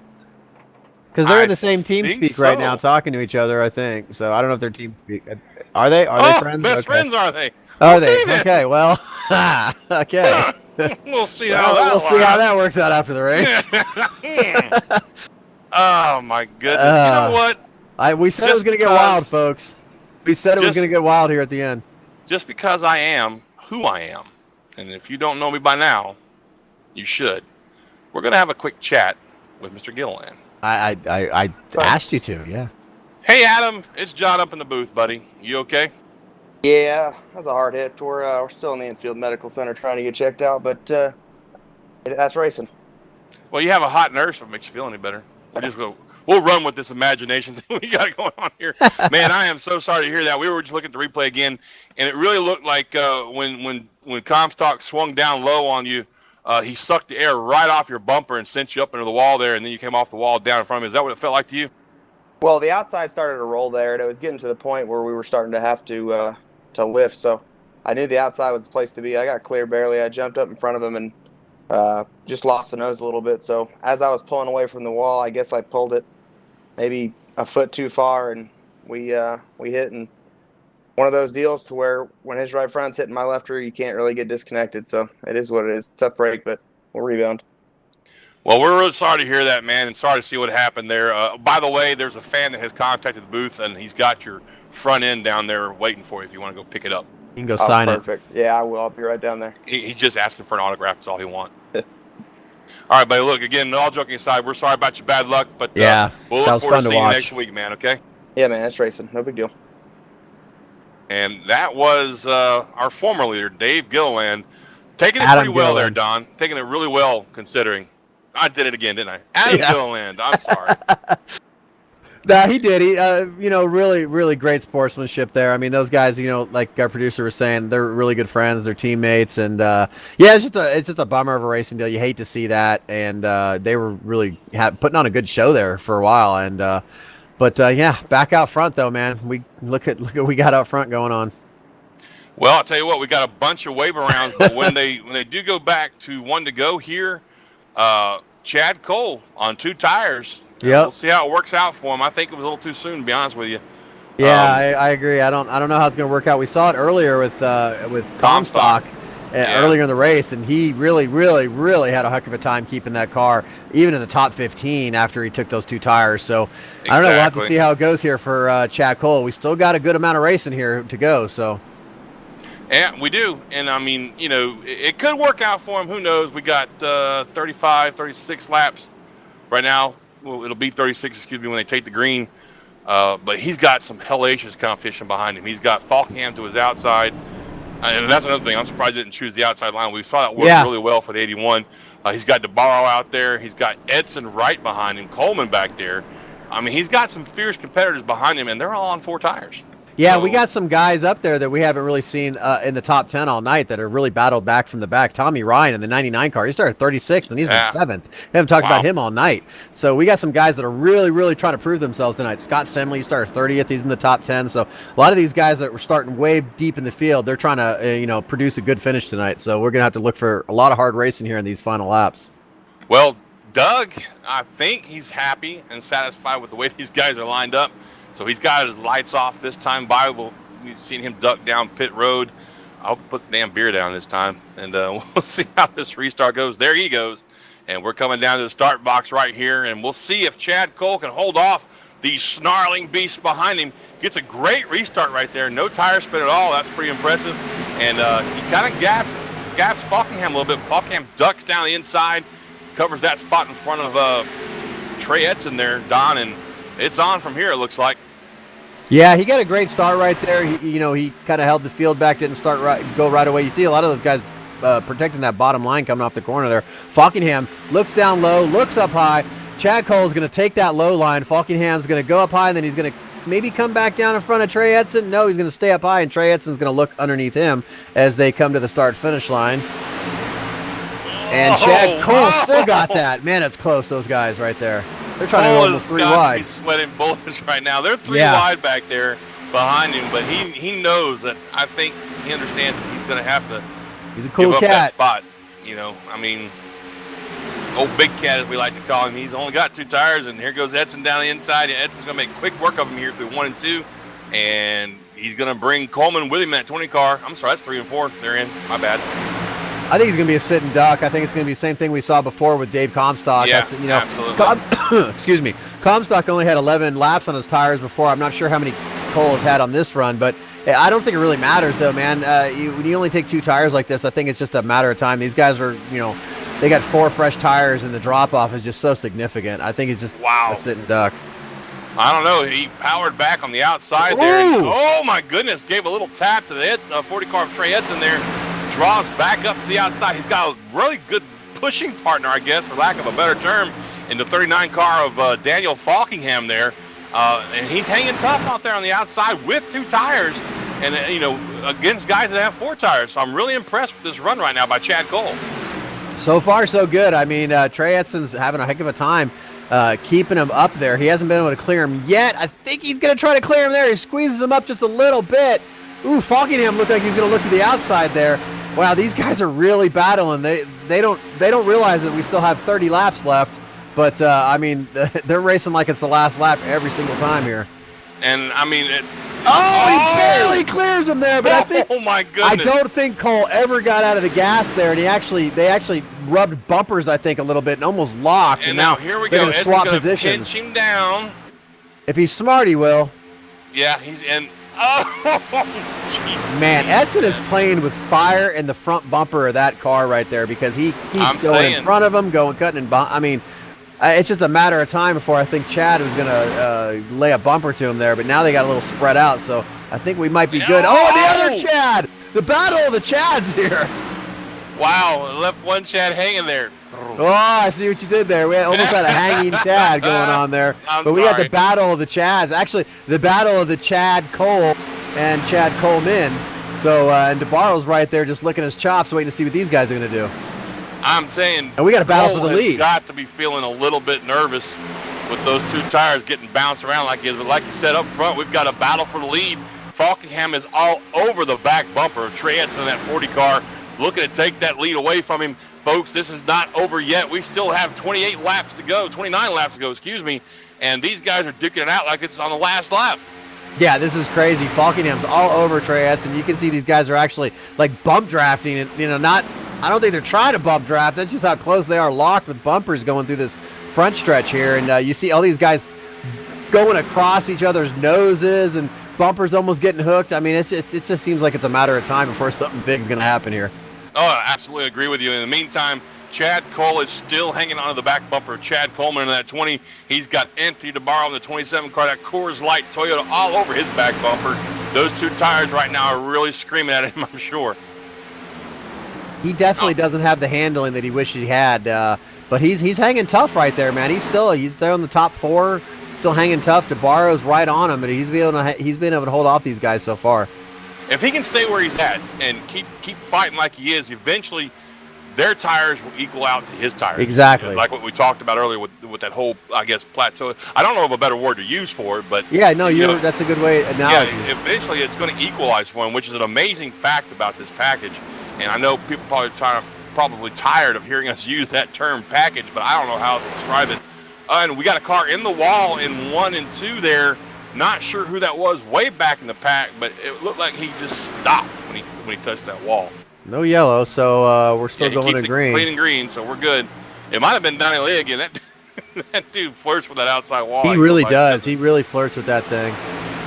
Oh, and you know what? It's a glitcher. It's somebody with bad net code. I saw a lot of tires back there also. Gotcha. So in the meantime, back up front, folks, Edson's got a mirror full of that 39 car.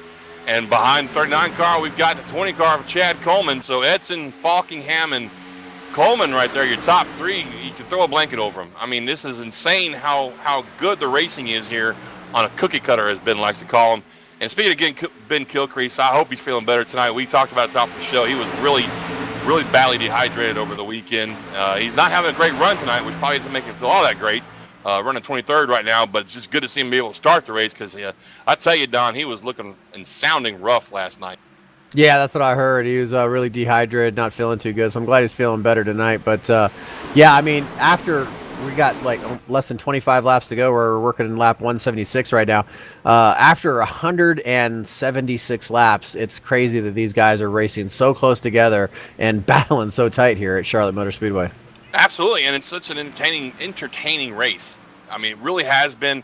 Really not too much of a lull in the action. There was that little point in time there where it did spread out just a little bit, and we didn't think it would get caught back up, but damn if it didn't, And I love the way this package works, man. I really do. Yeah, it's been an exciting race so far. We've been able to see these guys flirt with that apron, getting those tires below that line there, and the handling. It's actually helped and hindered sometimes. We've talked about it. Some guys use that apron to help turn the car a little bit further on the run, and then we saw what happened at Gill in there when he flirted with that apron. But yeah, I mean, I just love seeing the different grooves, the different lines these guys are able to take, the different strategies on the tires, and I just love how we've been talking about how the tires equal out and everything else, and it just brings these guys all back together to this pack racing, so to say. Absolutely, and back there for 5th place, I believe, I just saw Nick Silver do an outside pass on DeBarro in that Coors Light car. Now he ducks down the inside, looking on the inside of Chad Cole to take away that spot right there. I think he's probably going to be able to get it. It looks like he's going to be able to clear Cole coming out of turn 2 right here, and he does. So move him now up to 4th place, and Cole back to top 5. Cole's still hanging in there though, Don. Looking real. Oh, we got a caution. We got a caution big on wreck track on the back stretch. Big wreck back there. Big wreck in the very, very back. I'm trying to figure out who it was back there that got involved in that one. Oh, it's Mitch Rollo. My goodness. Oh no, our own Mitch. Crossover Motorsports boys are not having a good night, and no, they're not. Wow, it looked like it started with the 51 of Justin Fuller right there. We'll get the replay up. Yeah, you see the replay right there. Fuller got down the inside of the line, got loose, chased the car up in front of Mitch Rollo. That looked like a little bit of net code right there, and then all of a sudden, oh goodness, wow, the 41 car just ran through the backside of 96 there. That's what brought that caution out. Oh yeah, I'm watching it right now. Wow, yeah, that was something. Oh I yeah, don't think, EJ. Mitch was slow and didn't realize that the 41 was coming that fast. Yeah, and EJ they just kind of made contact and got together. Probably not. No, that happened right in front of Jatina too, and I saw Jatina's mic light up like he was probably like, "Holy crap!" But you know, that's rough, man. But you know what that's going to be, right? To pit or not? I mean, they got to pit, right? Yeah, they got to pit. It looks like. I mean, you know, everybody's got to do the opposite of what the guy in front. Are you going to see 2 tires? I mean, we didn't see guys. Oh, I know we'll see 2 tires, but not by Chad Cole. Chad's no. Chad's taking 4. He's done with that 2 tire thing. He wants 4 tires right now. So, I would be honestly surprised if you see anybody in this top 10 really take. Maybe in the top 5. Well, I'll take 4. Maybe somebody further back in the top 10 might try to gamble and take 2, but I think most everybody's going to probably take 4. Well, everybody got in smooth, it looks like. Nobody slid through their pit stop or anything like that. Edson's definitely taking 4. We do have some 2-tire takers in the back, though. Oh, boy, here they come. Oh, DeBarro, Cohan. Oh, wow. And their teammates, so they were, I bet you they were talking right there. I mean, man, we should probably bring one of them up here and talk to them. Well, let's see what we got here. Yeah, let's do that. Let's. They're down at Dizzy Motorsports. They're teammates, so either one of them. Let's see. Well, who? Cohan?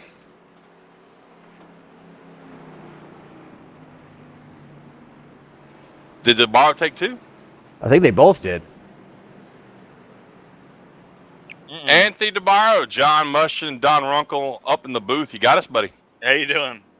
So 2 tires, huh? Yeah, I'm hoping to pull off the Jeff Gordon 1994 strategy, so we'll see what happens here. Whoa, reaching way back. Way back. I like it, man. Machine. I like it. Well, man, I tell you, we've been seeing some guys that pulled off the 2-tire thing. You were fighting with Cole for a while there, who took 2 tires from the last caution, so it's doable, but you really got to be careful. You know, don't touch that apron, man. I can tell you that doesn't work out for everybody. Yeah, well, I'll see what we got. It's all clean air here in track position, so we'll see if get this old Toyota out front, see what we can do. All right, buddy, we just want to pull you up and chit-chat with you for a moment. That's a hell of a decision to make. A lot on the line. You got about, I don't know, we'll go back to green, about maybe 16, 17 laps to go, so good luck, bud. Quick question. Hey, did Nick take 2? Cohan did, and I think Casta. Okay, thanks. Thank you very much, Anthony, for your time. Good luck, buddy. Thank you. There you have it, folks. You heard it. Our current leader, yeah, there's no shame in his game. Well, I mean, the top 2, Nick Cohan also only took 2 tires. So our front row here, both only on 2 tires. I wonder what Falkingham did. Let me roll back real quick and see what he did under this caution. Yeah, I mean, that'd be interesting to see because I think most of these guys up front, you know, the top 10 took 4, but big moves by Dizzy Motorsports drivers right there, Anthony DeBarro and Nick Cohan, by taking 2 tires on each one of their cars there. Yeah, it looks like everybody behind them took 4, to be honest with you. I'm okay, so like they're only 2 on 2. Yeah, and that's kind of good for DeBarro because, you know, his teammate. He's got a teammate there, yeah. Yeah, he's going to hopefully maybe hold everybody up behind him. I don't know. Well, you know, it'll work out good if DeBarro, you know, this is the thing. They're talking to each other in TeamSpeak right now. DeBarro, I've been in TeamSpeak with these guys before in a race. So what's going to happen is I'm going to tell you what's going to happen. DeBarro's going to count down when he's going to go. Cohan's going to know it. So Cohan and DeBarro are both going to know when they're going to be able to go because DeBarro is going to, you know, dictate the start. Yeah. So what's going to happen is DeBarro is going to be able to get Nick to get to the bottom of the track, basically, to get him between the other guys back there, and maybe just last as long as they can, work together right there. But like I said, the key is going to be on this restart and these guys communicating with each other to be able to get the best restart they can and get Nick and Anthony in the position they want to be able to help each other out. And but if I'm DeBarro, I would have taken the outside line right there. I would have too. Let his teammate drag a little bit and get in front of his teammate there and use him for interference. But they've made their choices and made their bed. They're going to sleep in it now. And we got about a half a lap. And you know what? I think, Don, you need to take these guys back to green for this one. Well, I mean, Doug is going to be the one that's going to be taking them to green, but I'll do everything I can after Doug hands it off to me. But, Doug's got those lights off on the pace car there. We got Dizzy Motorsports front row here. We're going to have, it looks like, 16 laps to go when we start this race after 184 laps. And it's been a great race tonight. This aero package is really coming to play here at Charlotte Motor Speedway as far as this pack racing goes. We're going to see the pace car peel off here shortly. Are we in 3 and 4? Yes, we are. Just making sure. Yeah, I'm the same. I was looking for that Dollar General sign at the start of pit road, and the pace car has peeled off. DeBarro's going to lead this pack, and he wastes no time by putting that gas down and gets right to it. He's going to try to get some room between him and Falkingham so maybe Cohan can get down there, but it's not going to work. Falkingham's going to have his nose right there as they go down into turn 1 and 2, and it looks like Cohan's going to be left on the high side there. I bet both of these guys are going to get by him, I think. Oh, here we go. Falkingham to the outside. Oh, yeah, right there. Edson, but Cohan separate those teammates. No, Cohan's not having any of that. Sir. They're separating these teammates right here, and Trey Edson's looking on the inside there. He's all over DeBarro's bumper. So here we go. We go down to the front stretch. DeBarro still has that lead on those 2 tires. He's got Edson to his outside. Edson falls back. Look at this, man.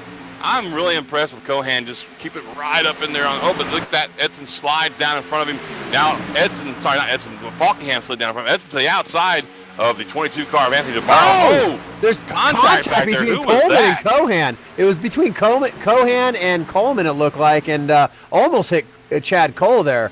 But, they got some damage on the rear. Cole's got some damage on the rear there. But as you see back up front, Falkingham is going to try to push Trey Edson to the outside of Anthony DeBarro there. And DeBarro's still able to hang in there with his 2 tires. But I think that high line's going to have enough momentum.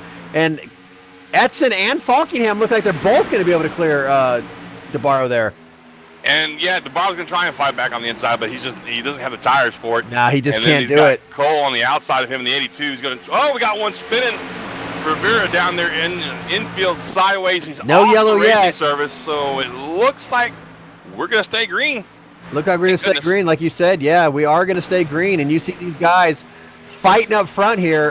Daniel Falkingham and Trey Edson side by side going into turn 3 for the lead.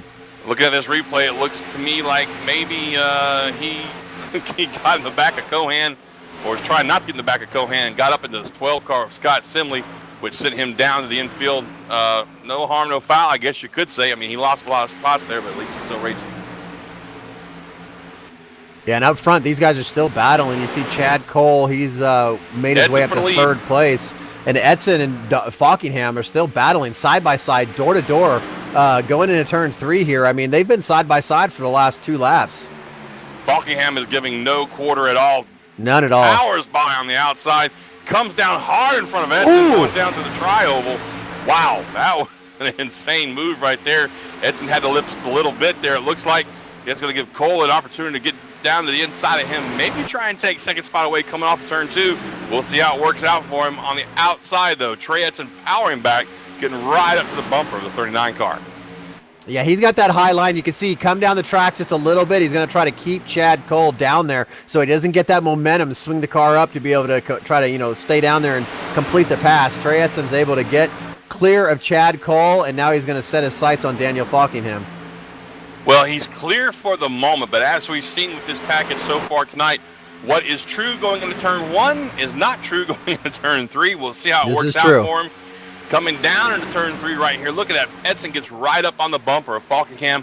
Whoa, Edson blinking in and out. That's not a good sign. Hopefully he'll maintain connection for the rest of this race as we come across the line right there. 10 to go. And it's the final 10 laps of this race, folks. Now we're going to see some serious excitement, I'm sure.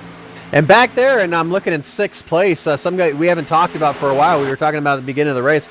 Justin Fuller worked his way back from being 1 lap down, and now he's back in the top 6. And he's right there. I mean, if something happens, one mistake with these guys in front of him, he can be right there to maybe steal a victory too. Absolutely true. But again, you said the key words there. Something's got to happen. I just Yeah, don't think yeah, he's got definitely. the time left in this race to get up there and fight for lead without maybe a late caution, which hopefully we won't see. I'd love to see this thing go green for the rest of the way. But the way these guys are racing way back here in 13th, 14th, I see 3 wide, coming through 1 and 2 right there. That's not conducive to a lot of green flag racing. No, it's definitely not, and we're on lap 192. We got about 8 laps left here, and yeah, it's getting really down to it. Falkingham right now is just kind of doesn't have a dominating lead, but he's definitely got a few car lengths there on Trey Edson that's seeming to calm down a little bit. Maybe these guys are maybe cooling their tires down a little bit and saving up for the next battle. I'm back here watching Donnie Leah again. He's got maybe a foot off the wall with this car. It's an insane line that he takes. And he gets such a huge run coming off the turns with that. When he makes it work, yeah. Yeah, but he's got to check up so hard to avoid running over Cohan right there. Man, I mean, he's making it work.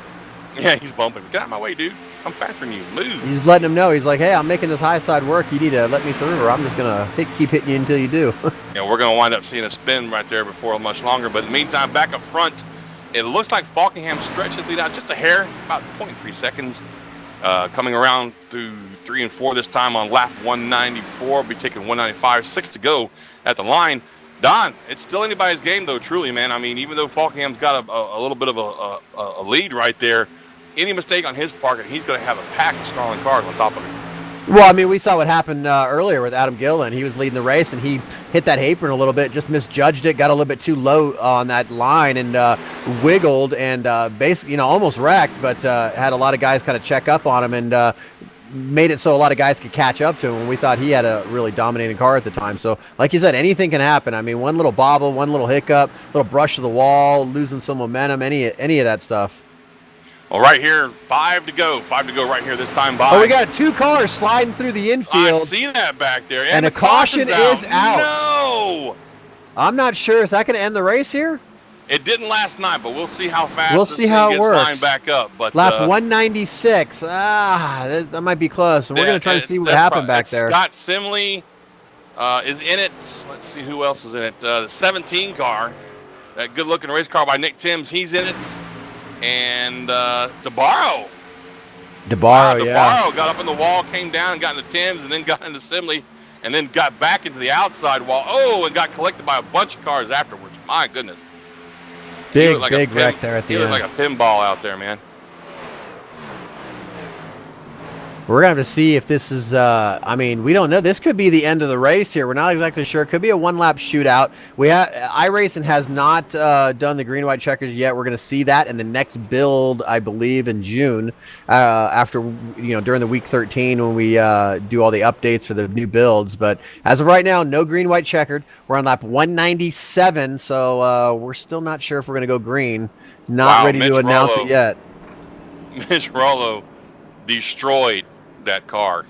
I mean, destroyed whoever it was he hit. I can't even think of who it was he hit right now. That was just wow. Well, I don't know. I hope we get a shootout on one hand, but on the other hand, I really need to go to bed. Yeah, I mean, I'd like to see the shootout, but at the same time, like you said, I'd like to. I mean, it's been a great race, and I kind of hate to see it marred by a one-lap shootout because I think it would be an utter mess. I really do. I think it would be a mess. So last night was kind of crazy. Little shootout we had. I can't deny it. It was entertaining for us up in the booth. I don't think it was so entertaining for the guys down the track. Yeah.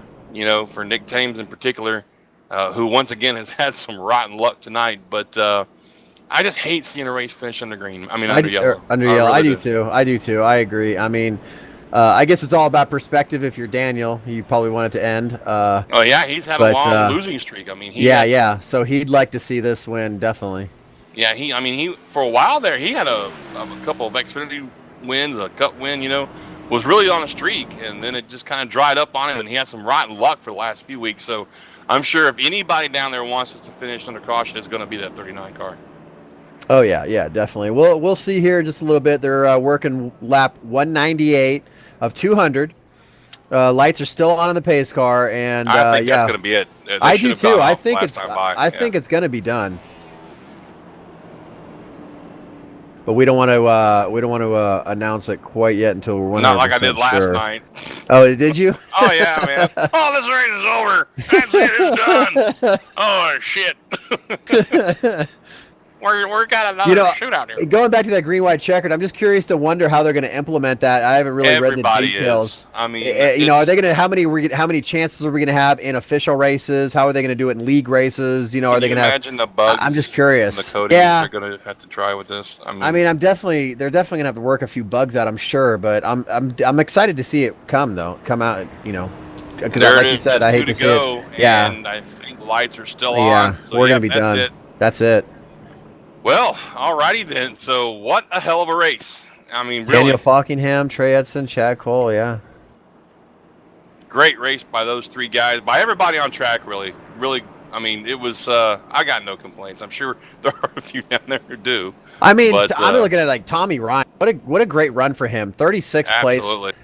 Started to fifth. I mean, I'm looking at a few other guys. Standish, 25th to 7th. Silver, Comstock, Gatina, 31st, and brought it home to a 10th place finish. Got him a top 10, so his streak is on again. Yeah, yeah.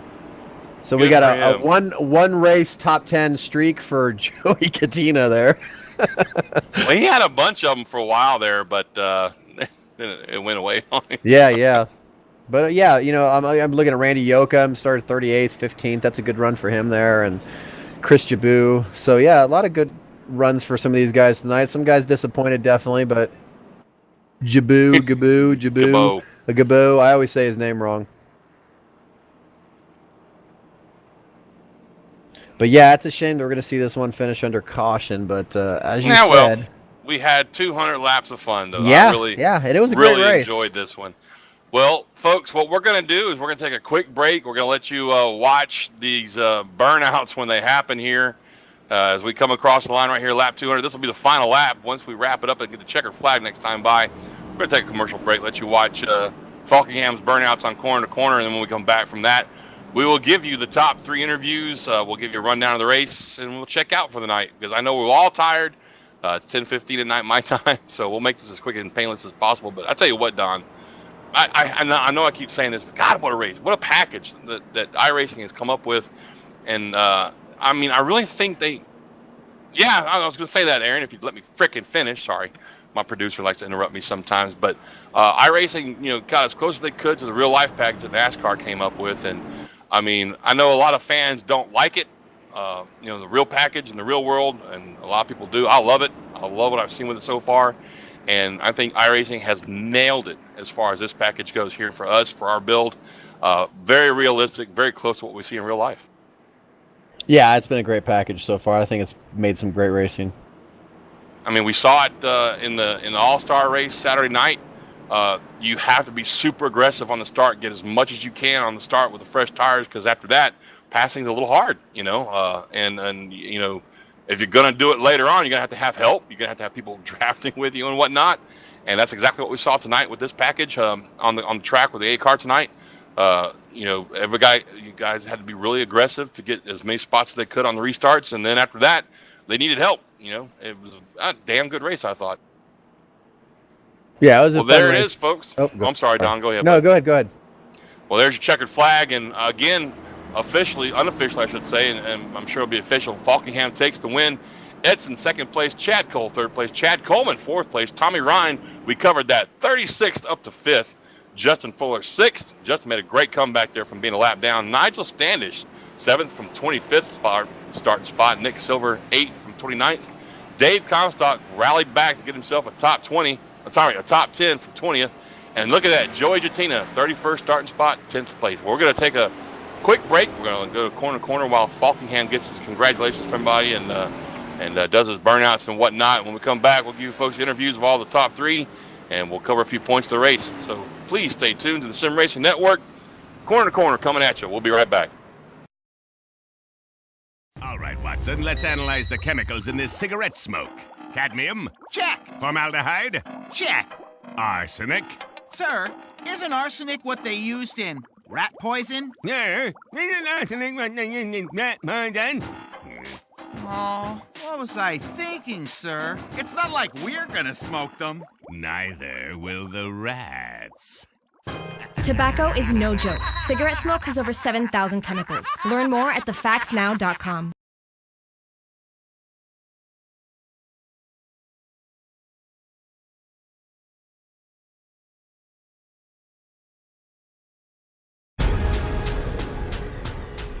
The most realistic online racing sim ever made. This is iRacing. Detailed laser scan tracks, fully dynamic real world cars, and over 50 series to choose from. 6 online world championships offering over $100,000 in annual prizes. This is the original esport racing game. This is iRacing.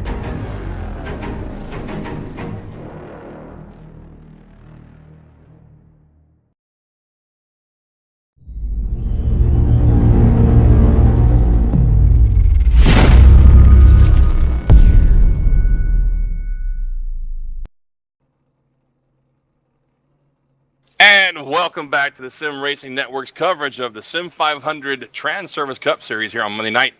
We've just wrapped up the longest race of the season, 200 laps at Charlotte Motor Speedway. And folks, it was not a boring one at all. I've got Don Ronco up here in the booth with me. Well, I scratched that, actually. I think Don's down there wandering around somewhere looking for our third place finisher, Chad Cole. Don, did you find him yet? Yeah, I found the cool cat, Mr. Chad Cole himself. Here's the number 80 tool cat and an 82 car that he's got his third place finish. Great race there, man. He was battling all night and was in the top 10. Started back from a 15th place starting spot. Brought it home to a podium finish tonight. How do you feel about your run, and how do you feel about this package tonight here at Charlotte Motor Speedway, Chad? I'm not a big fan of all these like drafting. It's like a plate track the first 3-4 laps or so, but I don't like it, but it's fun as hell, man. Racing side by side like that in a pack, it gets your nerves up, but it's good when you got a good group of guys and you can run side by side, lap after lap after lap after lap. And I really caught a break there. I took 2 tires like an idiot, and really got a good caution before the field gobbled me up. I think I ended up about 4th after that run on 2 tires, and pretty much got lucky there. But I really hated to see that caution with 149 at lap 149. I felt like I think it was about 5 of us at the front that were kind of going to settle it amongst ourselves. Falkingham was kind of hanging in there too, but I felt like it was kind of the 5 of us at the front. But really happy with third. Really can't complain. And probably the longest league race I've ever raced at 200 lapper. And I got to give a tip of the cap to Chris Jabot for setting up the start time of this race. Is a perfect transition. Hopefully the fans enjoyed that too, watching the sun go down, the lights come on. I know I did. Yeah, it was definitely fun to see that. It was fun to see the changes in the track and all that stuff. You know, taking those 2 tires, we saw Dave Comstock do that earlier in the race, and he seemed like he really battled with that decision. How did you feel about that? Because we saw you kind of struggling a little bit and having to fall back. How bad was it with just 2 tires?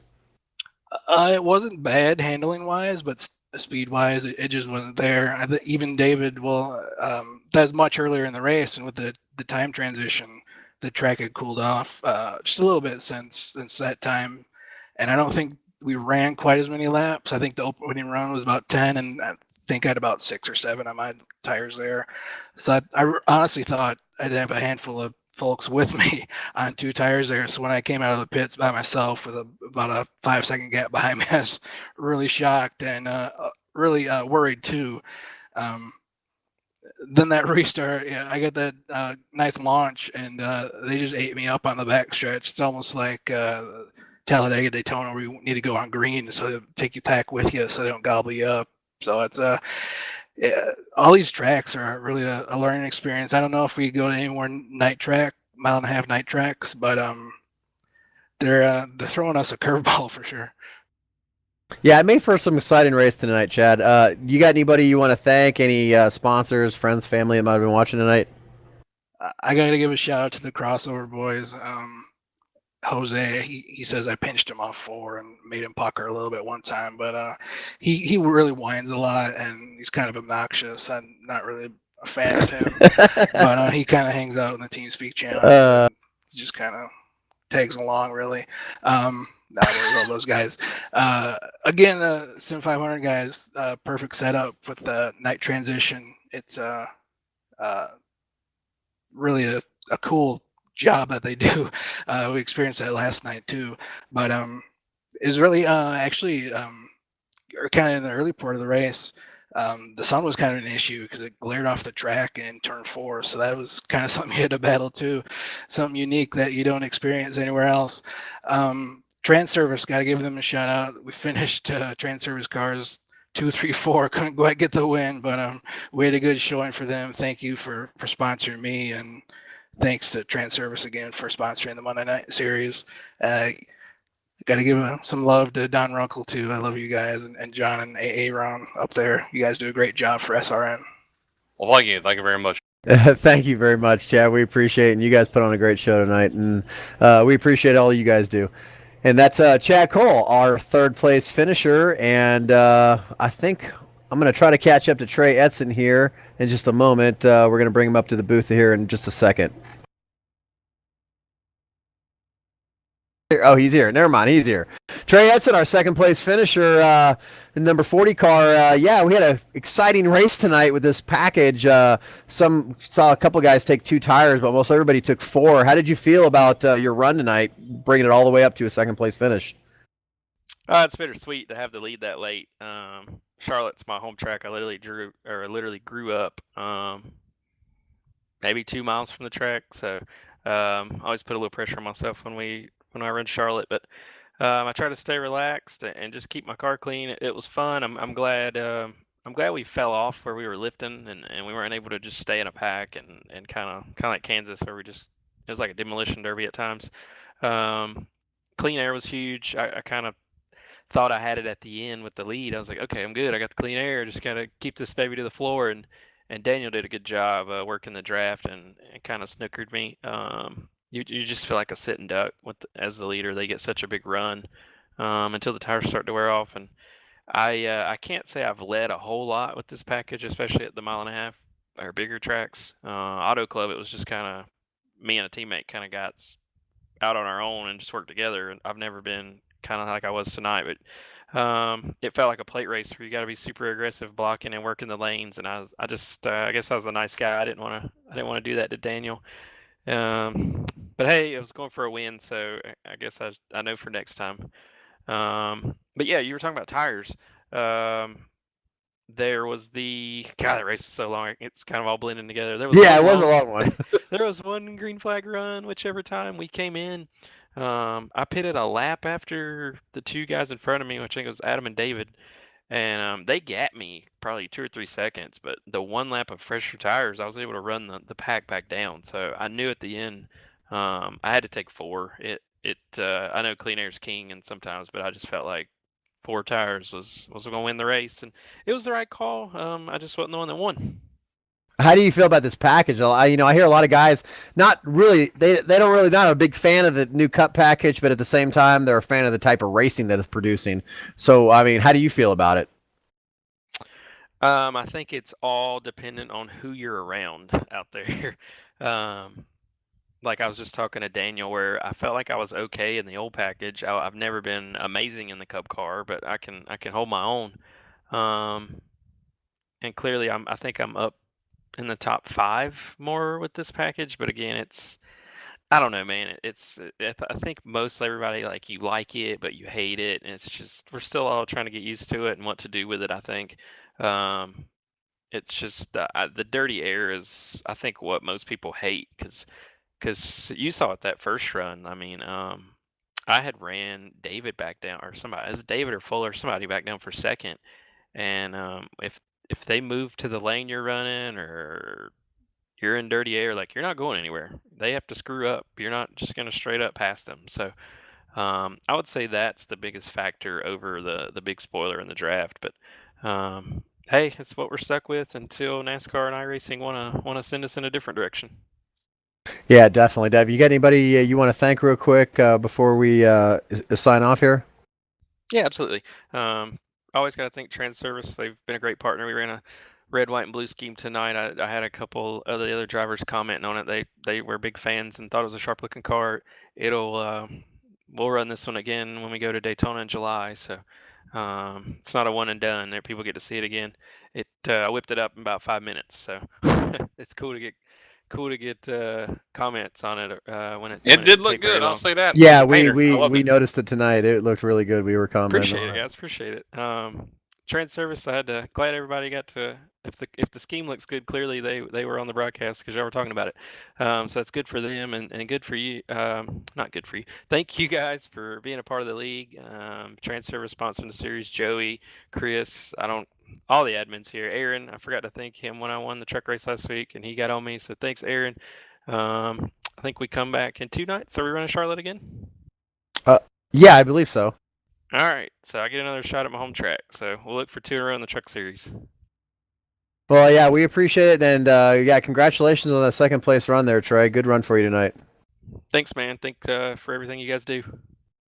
And that's our second place finisher, Trey Edson, in the number 40, bringing it home. Have a good run, and I think we got John there with Daniel Falkingham, our winner.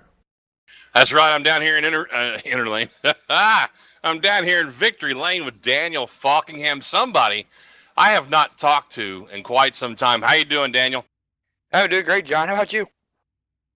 I'm doing probably not as good as you, brother. You won yourself a cup race tonight.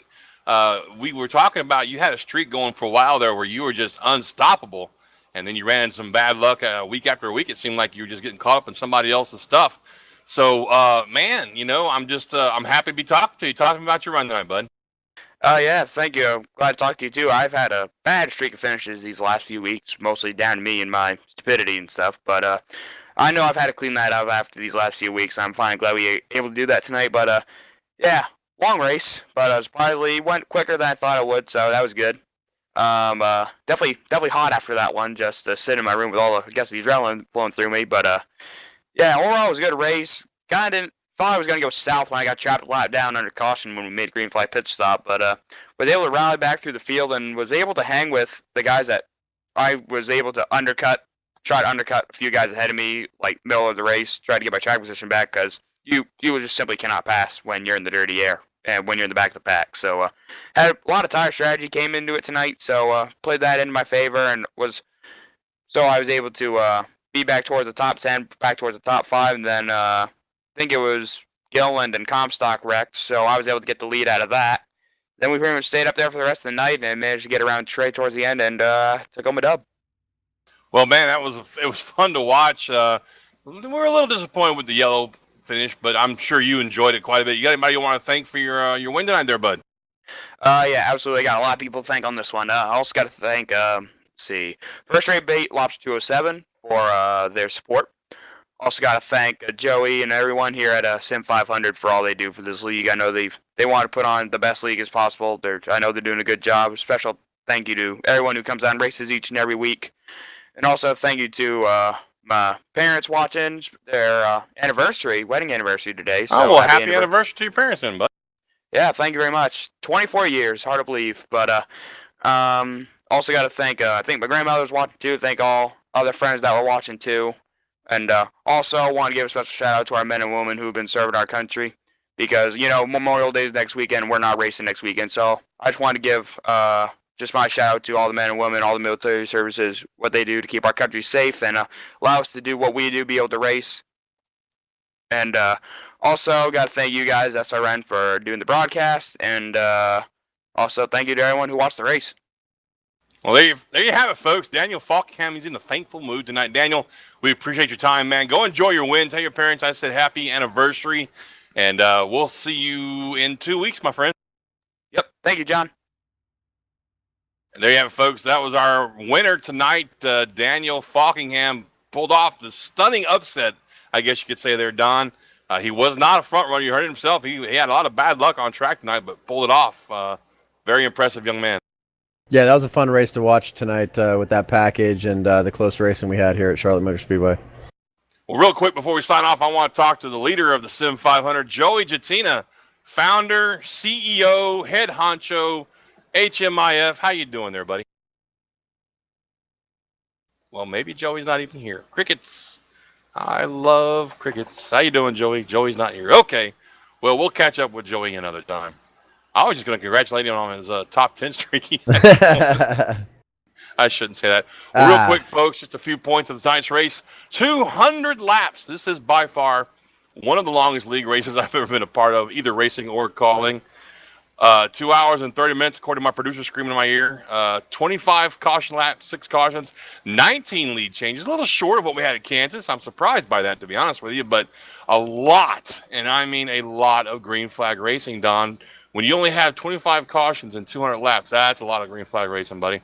Yeah, it definitely was, and it was very exciting racing. I mean, these guys were, we saw them spread out a little bit, but after the cars the tires kind of tethered off a little bit, we'd see these guys get back into pack racing, and it was so fun to watch. Well, I wanted to talk to Joey about his race because he really had a rough night dodging spinning cars and whatnot, brought it home 10th, but he was also the fastest car on track, 28.683. I mean, really kind of blasted anybody else's lap on there, which was really impressive. But, that's going to wrap it up for us, folks. Don, do you have any final thoughts from here at Charlotte? Nah, that was just a very fun race to watch. I really enjoy this package. I really enjoy watching these guys race in this pack racing here at Charlotte. It was a really fun race to call. We have a visitor. Can I help you, Kevin DeBrown? How you doing, John? I'm in the middle of wrapping up my show, man. What are you doing? I'm just sitting here, looking around, looking at it, all I ask when you come to the booth is, would you at least please change your damn driving suit before you come up here? You stink. I can't help it, The sweat builds up. I hear you. Well, Don, I echo your thoughts, but I want to add something else also. I mean, for years, I've been doing sim racing for a very long time, and always one of the biggest complaints iRacers or sim racers had, I should say, was lack of realism. But the guys at Papyrus brought the game to a whole new level when they came out with their NASCAR Racing Series titles, which of course is where iRacing comes from. Dave Kamer and those guys shipped over here and created First Racing and iRacing. And I said this earlier tonight, I think they finally nailed it with this last build. We've got a tire model that's very realistic. We've got a package, an aero package that to me seems to really hit what the real life guys are doing. I loved every minute of it tonight. I just, hey, thanks for being up in the booth with me tonight, man. Yeah, it was a fun race to call, man. I really appreciate you guys having me up here each and every week. And that was a really fun race. It really was. I am enjoying this package more and more, watching the races each and every week. Absolutely. And folks, I kind of forgot to mention this more than at least one time. Don't forget, we have the triple threat of broadcasting. You can find us on Facebook, YouTube, and Twitch. Search the Sim Racing Network. Give us a like and a follow. Set your notifications up. You'll be notified when we go live for all this fun racing we do. You get watch Kevin DeBrown flip his hair every week if you want to, and see. I'm sorry. I wasn't doing much of flipping today. I was too locked down all race. It wasn't fun. Yeah, it's all right. But make sure you give us a like and a follow and get yourself set up for those notifications. Come watch us have fun up here in the booth, making fun of each other, making fun of ourselves. For myself, Aaron Grosskopf, giving you those wonderful pictures down there, the van tonight. Thank you very much, Aaron, for a job you do. Thank you, Don, for showing up tonight and pulling your weight, buddy. I really appreciate it. It's always fun to have you up in the booth with me. Guys, we're going to go ahead and sign off tonight. Remember, when you're out there on the roads, please, for the love of God, put your phone down. Today, I damn near got killed by a guy texting while he came and ran through a red light. So please put those damn phones down. You can text, Snapchat, do all that crap when you get to where you're going. It's not a joke anymore. It's not funny. I've seen too many people get hurt. My wife was hurt in an incident like this. You guys need to pay attention to what the hell you're doing behind these cars. We racers, we have all this protection when we race in real life. You don't have that much protection in a street car. So please pull your heads out your asses. All right. Enough said about that. Love each other, smile often, and God bless each and every one of you. This is John for the Sim Racing Network signing off from Charlotte Motor Speedway. We'll see you guys in 2 weeks. Peace.